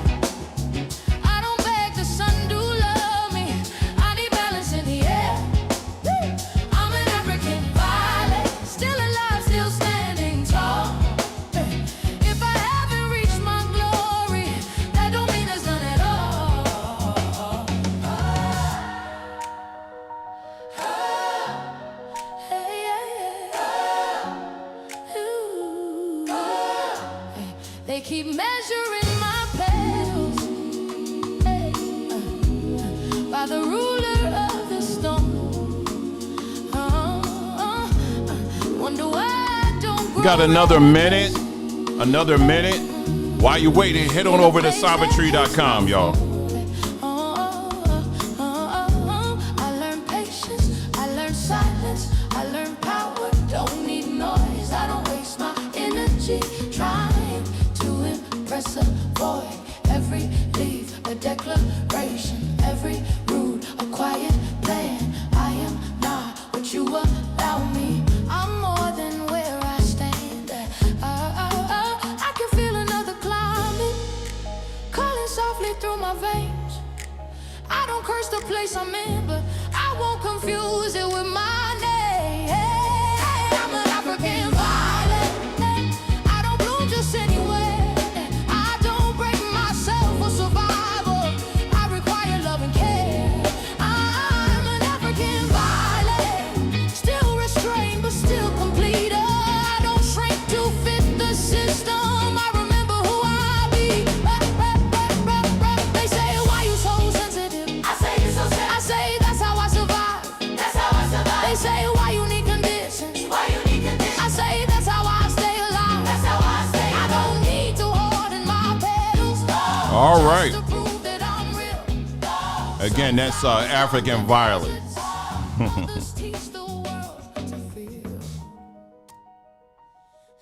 You can go on our community page right here on YouTube, and you can get it. I made that available for free. You can go check that out. Okay, it's over on our community page there, and we try to make some of these songs we just give stuff away all the time. We always are doing that, so make sure you check that out.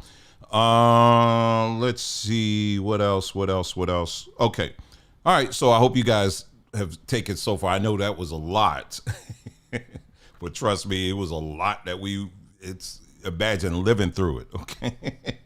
Okay.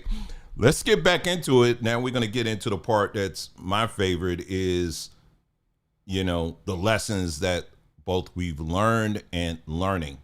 And like I said, I was taking some notes here, as always, I'm just going to be as transparent and as completely real as I'm always am when I do get on the camera.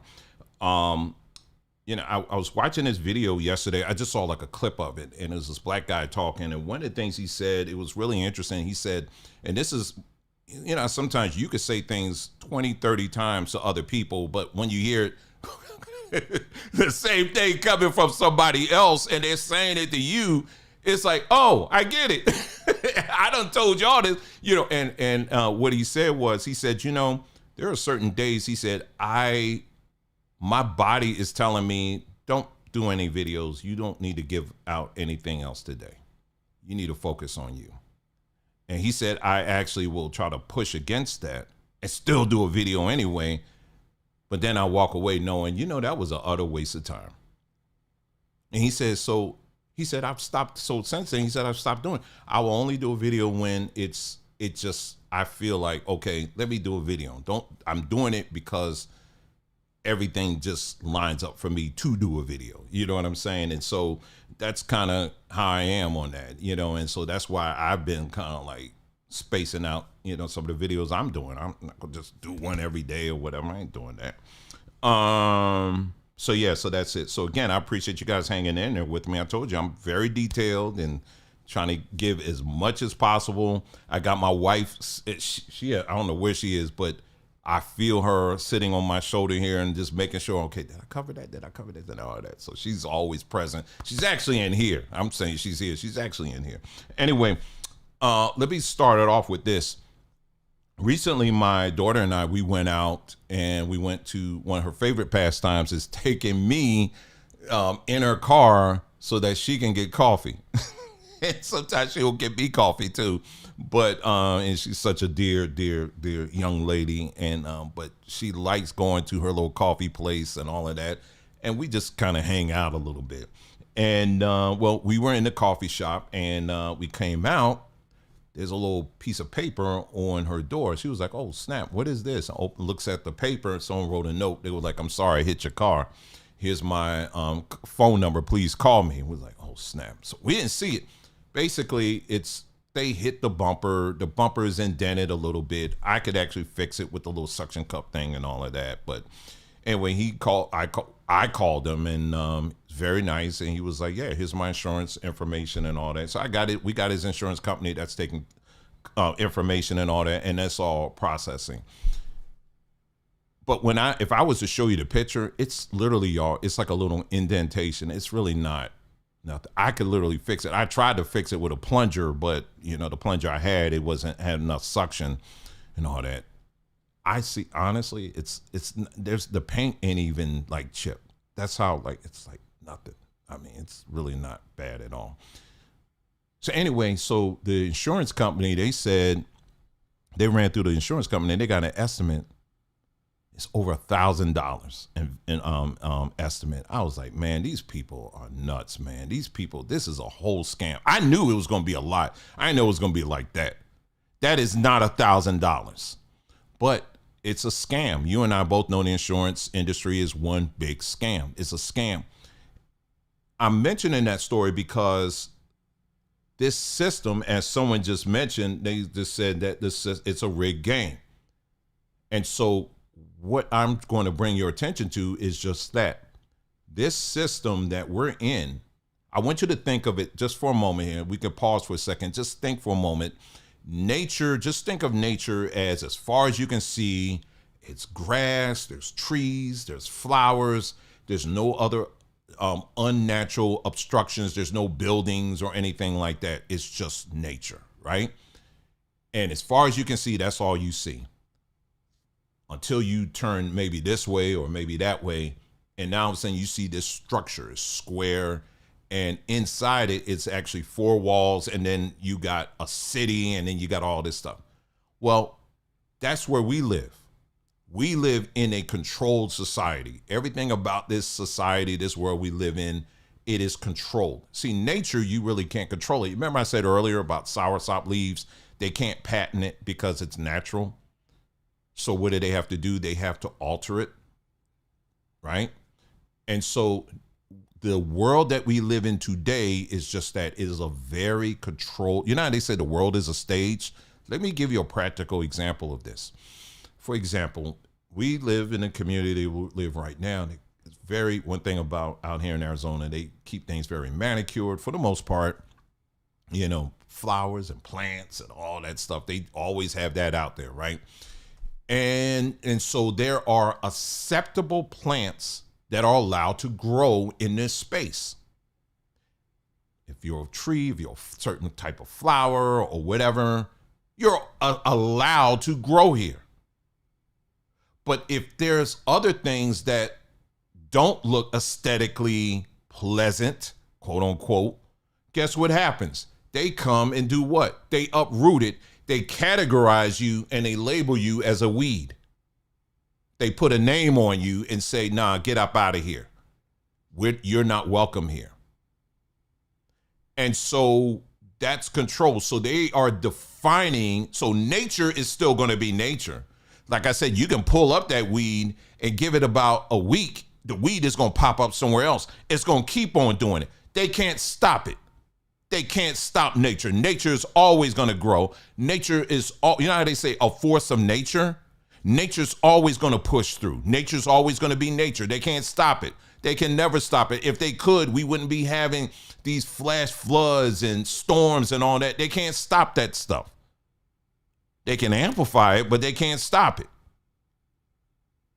So we live, literally, your community is a controlled environment. It is literally a stage. Think of a stage like you go on Broadway or whatever, school play or whatever. What do? They put the plants a certain place. They're going to put the placards a certain place. They're going to put the couch here. They're going to put the lamp here and all of that. The moment everything around you in your own house, everything is set up exactly where you want it.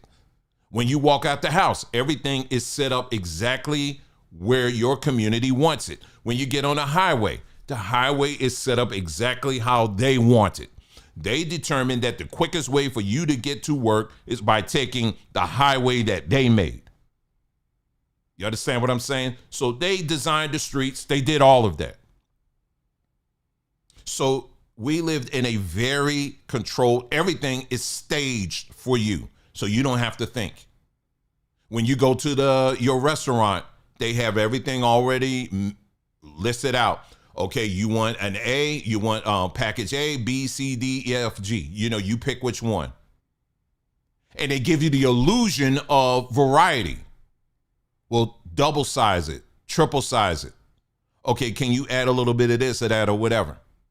So you got the illusion that, oh man, look at all the choices that I have. But in reality, I can't say, go to In-N-Out Burger and say, well, you know what? I don't want necessarily a burger. Give me a peanut butter and jelly sandwich. They're not going to give that because they don't serve that.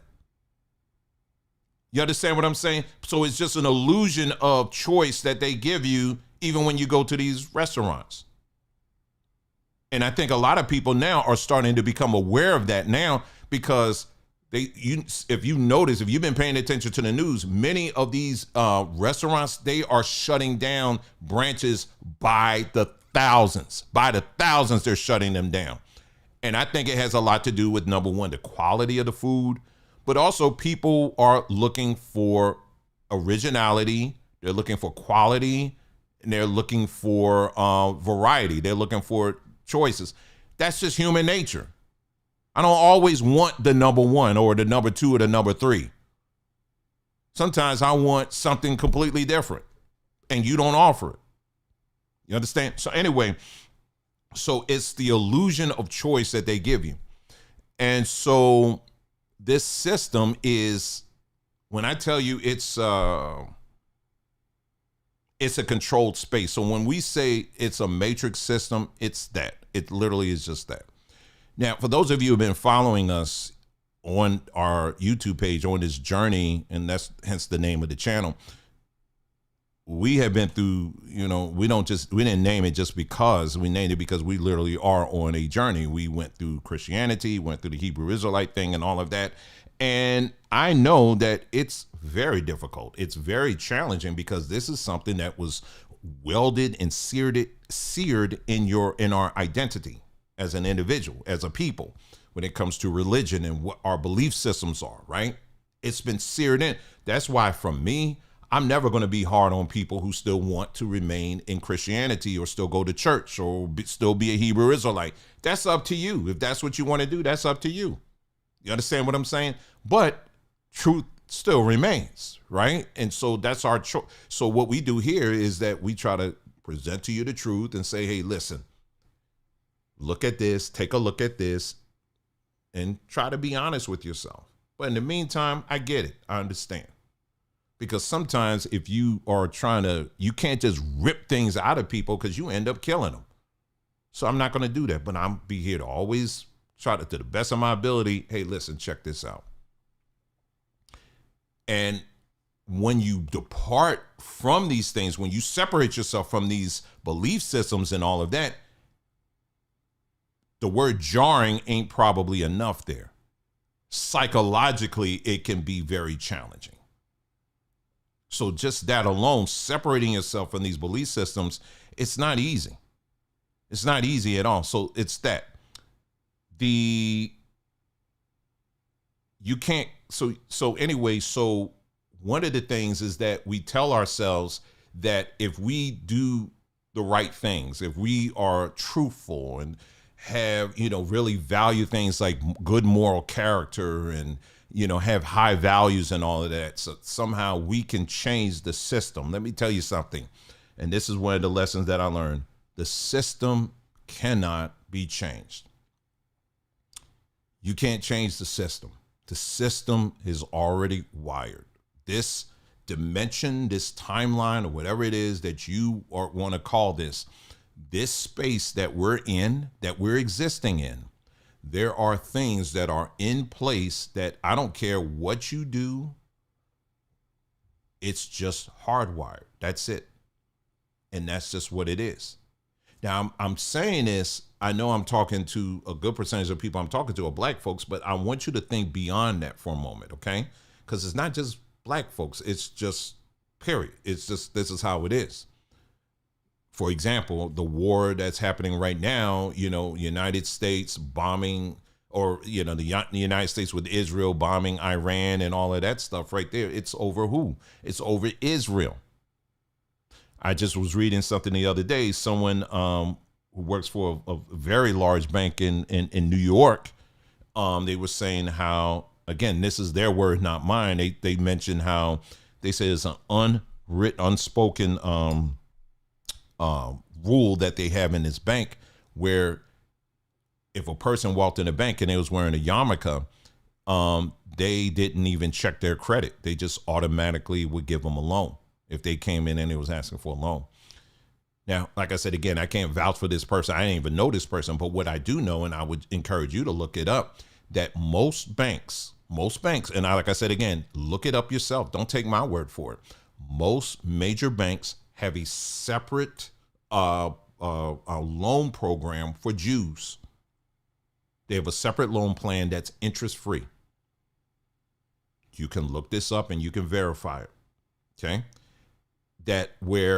Because it aligns with Judaism. Remember, I said this on repeat.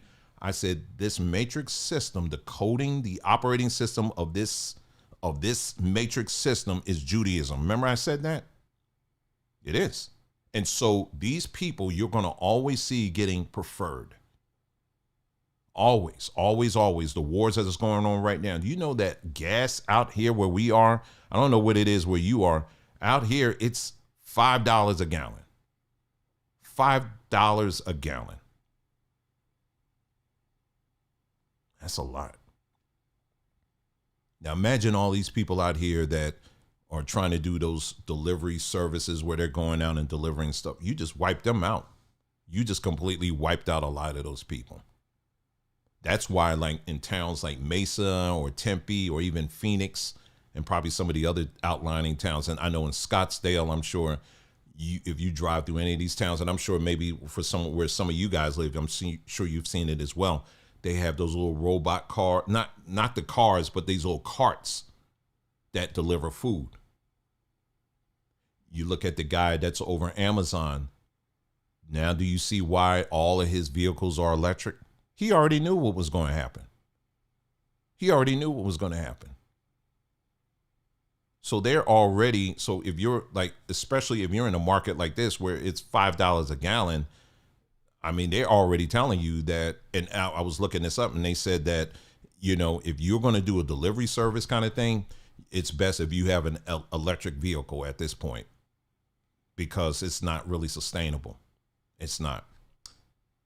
And so between the stuff that I explained to you as far as like the Shopify stuff, the court case and all of that stuff, all of those things that I explained to you and all of that, when I tell you on a personal level, and I'm going to get into some other stuff here shortly, but I want to really just be straight up with y'all. Not that I'm never am, but all of that stuff really has challenged me to my core. It really did. Because there were things that I was not able to do. There were certain things that I was not able to take care of. You know, and it was hard. It was very hard. And I found myself going through, well, it was definitely a lot of anger. Definitely a lot of anger for sure. But it's kind of like this. It's like once you get to what you feel like you've reached the door, you know, like you think of that movie, not Bruce Almighty, whatever that movie was, where the guy, Truman Show at the end, where he gets on those steps and he's like at the edge of this dome world, this fake world or whatever. I feel like that guy. I literally feel like that, where I'm at the door and you realize that at the end of the day, even though you may be more aware of, wow, this is really, all this stuff is really fake, you still see that in reality, as I said before, the system is still, you're still in the system. And when you realize that, man, there's nothing I can do. What can I do to change any of this? I mean, I could, you know, just being honest. I mean, yeah, we're doing breathing exercises and, you know, and just try to focus on positive things and, you know, being, you know, kind and all of this stuff to people and, you know, and giving of yourself and all of that kind of stuff. And you do all these things, but the system, it gives back to you the BS, basically bullshit. I'm just going to say it.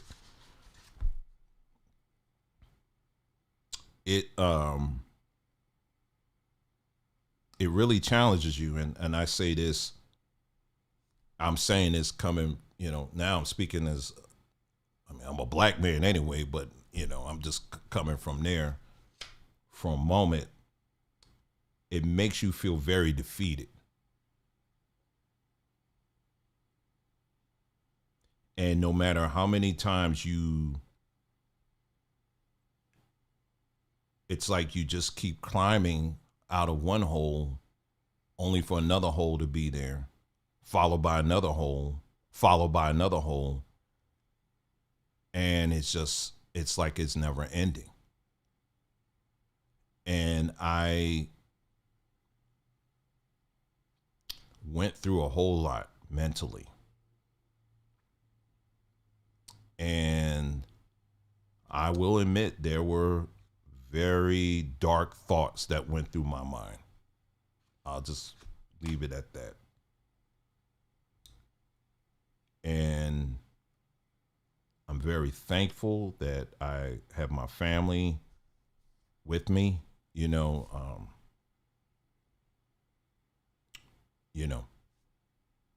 most important, my wife, of course, but my children and all of that. And I am, I'm just very thankful. I was very thankful to have that. And that's why I'm very adamant when I say having your support base, your family, it starts there first. I don't look on social media to get, for support per se like that. I got to, in other words, you look to social media, right? But it really starts at home, because they could take your social media account away, but okay, but my home life, I'm still good, right? And so it took me some places that I had to really fight through. And for me, doing those breathing exercises, they helped out tremendously. And I still do them. I still do it regularly. And it really helps me to get things in perspective. Also, the sunlight stuff that, I tell you, make sure you get that every day. And then also, diet, making sure your diet is straight, those kind of things, right? Just making sure that magnesium and your calcium and things like that, and just making sure, that those things are, because again, when I tell you, when those things are off, it makes it a lot easier for you to make very bad decisions. So I could definitely tell you for people out there that have either dealt with depression or dealing with it, I could really talk about that from some real experience. I could definitely tell you about that. And I'm someone that's coming out of that. I'm definitely coming out of that. I feel a lot stronger than I have before, and very strong. And what I really feel is the foundation my parents laid in me, and what I get from my family as well. And that's what's really, really like, I'm good, and I'm not just saying that just to say that. I'm being honest, because if I wasn't, I would be like, unplug everything. Let me go get some help for real. But yeah, but it really, really challenged, because that's what I faced. It was just a combination of all of these things, leaving the Christian, the Hebrew stuff on one hand, then you got the Shopify stuff going on, then you got this little stupid court case, which were all distractions. All of these things happening all at the same time. And that's it. Now, if I was sitting up here talking to a religious person, they would say, see, this is what happened when you leave God. Well, let me just stop you for a second there, because there are numbers of people who are in Christianity that are going through pure hell right now. And the same thing. Are you giving them that same message? You understand what I'm saying? Because there was some crap that I was going through even during Christianity that I could share about, but that's a whole nother chapter. Okay. But I don't need to get into all of that. So no, don't mess me with all of that. But what I have learned, one of the things I learned in this is the system is designed. What I feel like is almost like this life that we have right now on this plane, it's really like a test for whatever else comes after this. That's what I really believe. I believe this is a training ground for something else. So if you were to ask me, what do I think comes after this? that will probably be the extent of what I could tell you. I can't tell you definitively, like, okay, once you die, what you're going to do when you see the tunnel of light, make sure you take a right, not a left. I've never experienced any of that, so I can't tell you any of that, okay? But I can tell you that I truly believe that that's the case. I believe that we're in a space, it's in this space where it's a controlled space. Yes, there's a lot of evil here, but we're here for a reason. And it's a reason for us. The reason is for there are certain things that we're supposed to learn. We're supposed to get out of this. And so that's why certain things are fixed. You're not going to be able to change it. That brings me to the topic of reparations. Okay. Think of the word reparations, reparations, repair. There's this belief that's been out here that many of our people have been pushing, that we had the ability to repair a system. First of all, the system, the way it's designed, is not broken. It is working exactly how it's designed.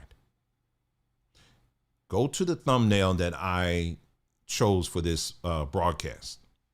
If you look at the thumbnail, you'll see that it's a bunch of gears and there's blood on it. What many of us as Black folks, what we have done and we have taught ourselves is that if we can throw enough bodies onto these gears, we can actually change the system. That's what we've told ourselves. I've told myself that. We just need a few more bodies and we can stop this system. We can clog it up enough to get it to start operating in the way that it's supposed to be operating. That's been our strategy, and reparations is no different. That's what it is. Because it's a futile attempt to fix a system that's not broken. You're saying it's broken. They're not saying that. I've already told you. They have shoveled billions and billions of dollars to Israel, to these Jews, and they're going to continue to do it just like that. They need money. They can flip it just like that. You ask for money, all of a sudden, oh, well, we can't have it. We got to study it. We got to research it. You can cry all you want. Don't get mad at me. I mean, every time I mention this stuff, it's always one or two Negroes that'll come in and say, we don't need your negative energy. Well, okay. Well, my negative, you can call it whatever you want, but you still ain't got a check. So it amazes me to sit back and to listen, to watch these people fighting and arguing over money that's not even out there. They're not giving you that. There are a lot of good people out there. I've explained my situation, but there are a lot of good people out there that I know. Like I'm seeing Coach here, he's one of them. And there's many other people out here as well that are doing some very good things. Very good things. They are putting their heart and soul in this stuff. They're not bad people. They're trying to do something to really make a difference in this world. But the things that they need in order to really take this thing off and lift it off to the next level, the world ain't going to give it to them. So where does that leave us? Does that mean you quit? Does that mean you just give up?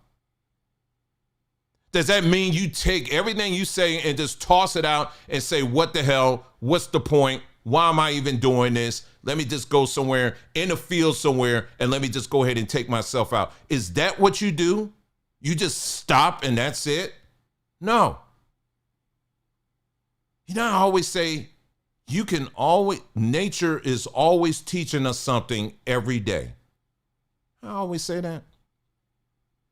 I always say, go for a walk. I'm telling you stuff that saved me, that pulled me out. Remember the example I just gave you about how a lot of these communities are well manicured and they allow certain plants to live there and other plants they don't? You know how I say that? I just said that. And the ones that they don't want, they're going to uproot it and that's it. But that's never the end of it, is it? You can uproot that, what they would call a weed. Give it a few days. That another weed's going to pop up somewhere else. And another weed, then it's going to pop up somewhere else. It's a never-ending battle. And it's never going to end. Why? Because nature is always going to find a way. And what I am saying to you, for those of you who have been here and you've been listening to me run my mouth all of this time, is that what's in you is nature. And everything that's in you, you are built to always come back. You are built to figure it out, to find another way. That's what you're built for. You're built for that. I'm built for that. Oh, Shopify going to shut it down? Okay, well, let me find something else. Let me think of another way. There's another way to do this. Oh, so-and-so, they're going to pull this out? Okay, well, let me figure something else out. Let me pivot over here. Oh, so-and-so, that ain't working? Okay, let me figure it out. Let me tell you something. Your history, this is why I, as an individual, I have always, when it comes to our history, black folks, black American history, whatever, I am always pointing out, I'm very protective of it, but I always point specifically to the resiliency of our people. You can look at other people groups, they have their own resiliency stories, but we especially, we have them. We have our own resiliency stories because that's how we're made. We're made to be resilient, to find a way. And if we can't find a way, we're going to make a way. That's what you're built to do. And so to do that, you have to realize that this system is not going to change just because you voted a certain way or you're a good person and you read your Bible every day and all of that. They're not going, the system ain't designed to change because you're a good boy or a good girl. It's not going to change that way because this system doesn't reward good boys and good girls or whatever. It doesn't. It's not designed for that. It's not designed to give free loans to black folks or people who are really trying their best out here and knocking their heads out to try to do something. It's not designed for that.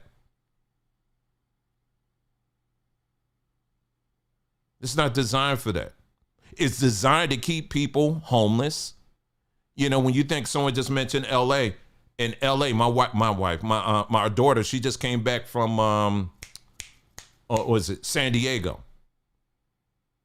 San Diego, the last time I was there, it's still, I guess, a beautiful town, but she was telling me, you know, the amount of homelessness was there. I was like, what? And she was like naming these different places like downtown Coronado and all that stuff. And she was naming all these. I was like, what? It's like that? And she said, yeah. She said, it's really bad. And then LA, the more and more videos that I've seen out there, because we've lived out there for numbers of years, you know, I was, of course, I mean, I knew there was homelessness out there then, but, you know, then you had the Skid Row area and all of that. But everything I'm hearing, they said it's whatever it was when you were there, they said it's way worse. And it's not just there. You go to Colorado, same thing. It's happening all over.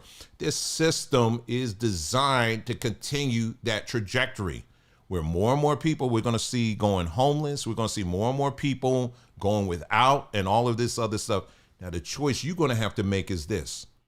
Is your reliance going to be on the system providing for you, or is it going to be on what's already inside of you? I told my wife, and I say this to myself every day, Dwayne, everything you need is already inside of you. Everything I need for this day, I can't talk about tomorrow, but everything that I need for this day, it's already inside of me. I have to force myself. I look at a seed and I said, if this seed, this little seed I'm holding, if I was to put this in the ground, it has everything it needs to be a tree. It doesn't need government assistance. It doesn't need a pastor. It doesn't need a church. It doesn't need a prophecy. It doesn't need a word from the Lord. It doesn't need any of that.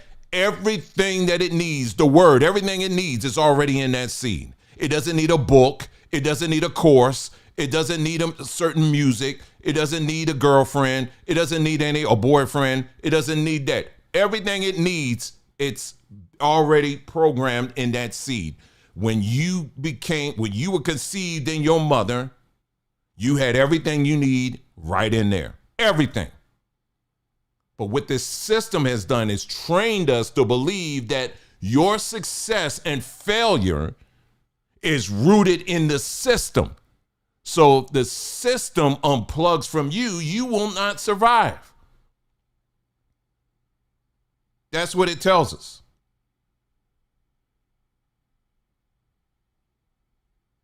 That's what it tells us, is that if the system unplugs from you, you can't survive. And that's exactly what they're telling black folks. And that's why you got black folks today that are pushing reparations. What we're really saying is, as a people, we can't go forward until the system decides to care. It's not going to care. All I'm asking you to do, black man, black woman, turn your head, look behind you. Look at all your elders that came before you, your ancestors. And I want you to look at all the blood that's on those gears. They died throwing their bodies to gears that are not going to turn for them, even with all the blood that we have put in there, and convinced ourselves that it's lubricant to turn the gears in the direction that we want. We have told ourselves that.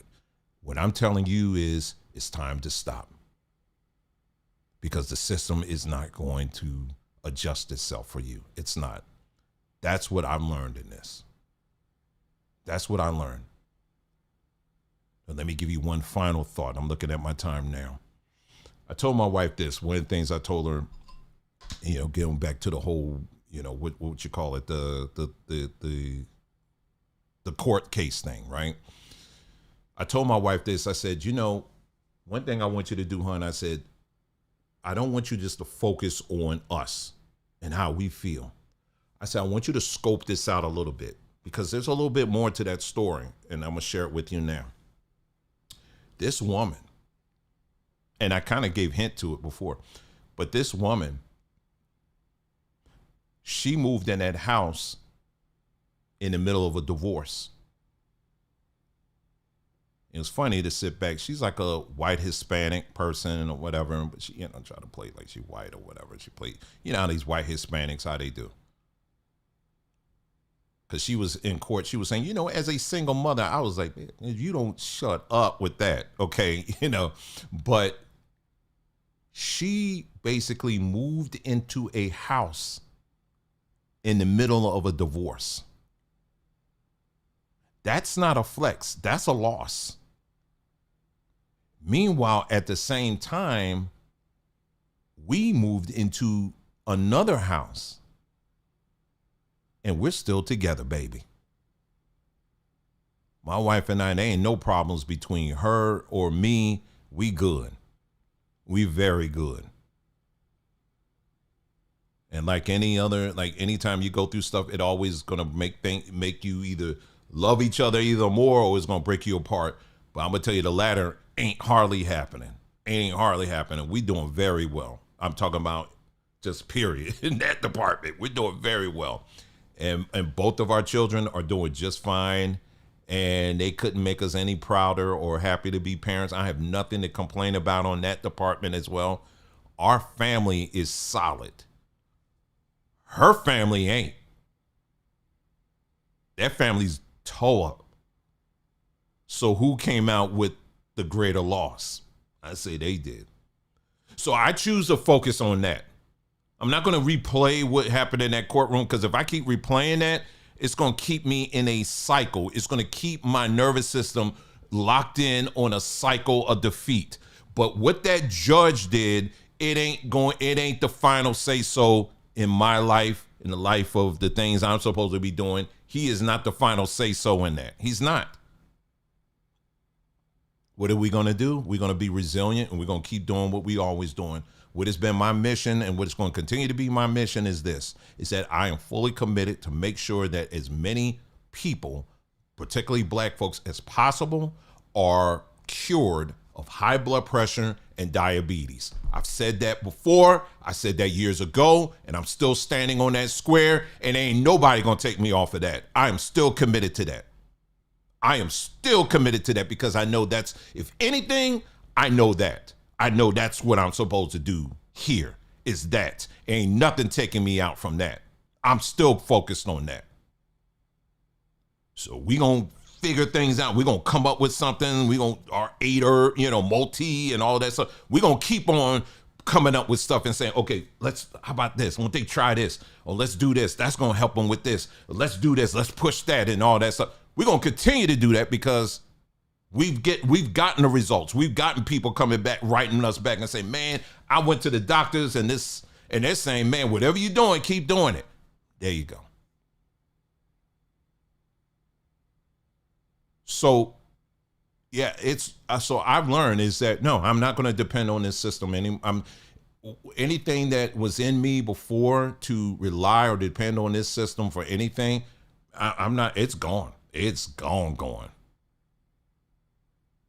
I'm not edgy per se, like, ooh, what could happen or whatever. It's not really that. I'm not paranoid or anything like that, but it was something. It was amazing because yesterday I could have been very mad, but I was mad, but I felt very muted. And I can honestly say in that moment, I felt a lot stronger than I thought I would be. You know what I mean? And so I'm just glad that, that part is behind and all of that. And like as you can see, we're still learning, we're still adjusting and all of that. And if you're just joining us, thank you so much for joining in. I would encourage you, man, go back. I know this video looks long and all of that, and it is, but there's things I'm sharing in this video that that not too many people, particularly black men, we're not really as transparent and open for conversations like this. And I tried my utmost to be like that in this conversation. And, because I do want to be an example, not just starting with my own son, even though he's an adult, but also for many other men who may find themselves in a situation that feels like it's just dire. Because like it or not, whether people want to agree or not, there are a lot of good black men out there. I'll always say that. I don't care about all this, the black man versus the black woman nonsense. I'm not part of that, okay? Red pill, green pill, purple pill. I don't give a damn about any of that stuff. What I do care about are the black men out there that I know that are trying their best. They're doing everything they can. They believe in an honest day's work. They believe in taking care of their families. They believe in protecting their families. They believe in doing all that. That's what I'm here for, all day and all night. And for you sisters, I'm the same way with you. That's what I'm here for. So yeah, I may talk quite a bit. I may share a lot of information. It can't fit in a TikTok video and all of that. I'm not wired that way. I'm not. But I am wired to make sure that I'm giving you as much as possible so that you can be the best person you can be, and understanding that it starts with you. This system will never change for you. It won't. It is not designed to change for you. And it never will be. But you are nature. Your nature. Everything about you is nature. I was listening to someone, I believe it or not, I think it was KRS-One, believe it or not. And he said something that was really interesting. What he said was this: if you were to hold your breath, what happens? When you hold your breath, what happens? Your heart is still beating. If you hold your breath too long, what's the first thing that happens? You actually pass out. Breath is consciousness. So when you hold your breath too long, what happens is you basically are cutting off consciousness. So the air that we breathe is conscious. It's literally, we're breathing in consciousness. We're literally breathing in consciousness. You got to understand who you really are. This is just merely an earth suit. You are here on the earth to experience certain things. And we're not going to understand the full story until we pass on and move on to whatever the next chapter is. So I would just say for you is learn how to tap into that. Learn to tap into who you really are. And what I'm saying to you is beyond just whatever the color this earth suit is, you have everything you need to accomplish everything you're supposed to do here on the earth. But also learn, know, and understand that this system, it's not going to change. The system is welded in. It is locked in. It is never going to change for you. It's not designed to do that. It's there to teach you, to show you that, okay, these are the obstacles. They're never going to change. Now, how are you going to adjust to get around this stuff? That's how we got to learn and teach ourselves how to do that. As opposed to crying to the system, can you please get rid of the obstacles? Get rid of the obstacles for us. They're not going to do that. You're wasting your time. Okay? That's not how it works. So anyway, I know I shared quite a bit here. I told you it was going to be a lot, but I wanted to take the time and share all of that with you. And hopefully you got something out of that. I think I covered everything I needed to cover. I'm just going through everything, but I think I did get everything in here, fortunately. So hopefully, yeah, you take the time. Maybe I will chapter it out. I don't know, but yeah. So hopefully you got something out of this. As always, thank you so much for tuning in. Hope you guys enjoy the rest of your day, your evening, the rest of your weekend. And yeah, that's it. And yeah, also make sure you check out sombertree.com. Told you we got that sale, well, not sale, but the limited supply fruit juices that we have over there. Make sure you check that out, along with the other things. We have a brand new line of supplements and coffees and all that stuff. So make sure you check that out. Again, the website is sombertree.com. All right. So again, thank you so much, you guys. Listen, take care. Enjoy the rest of your day, your evening, and we'll be talking again soon. Take care.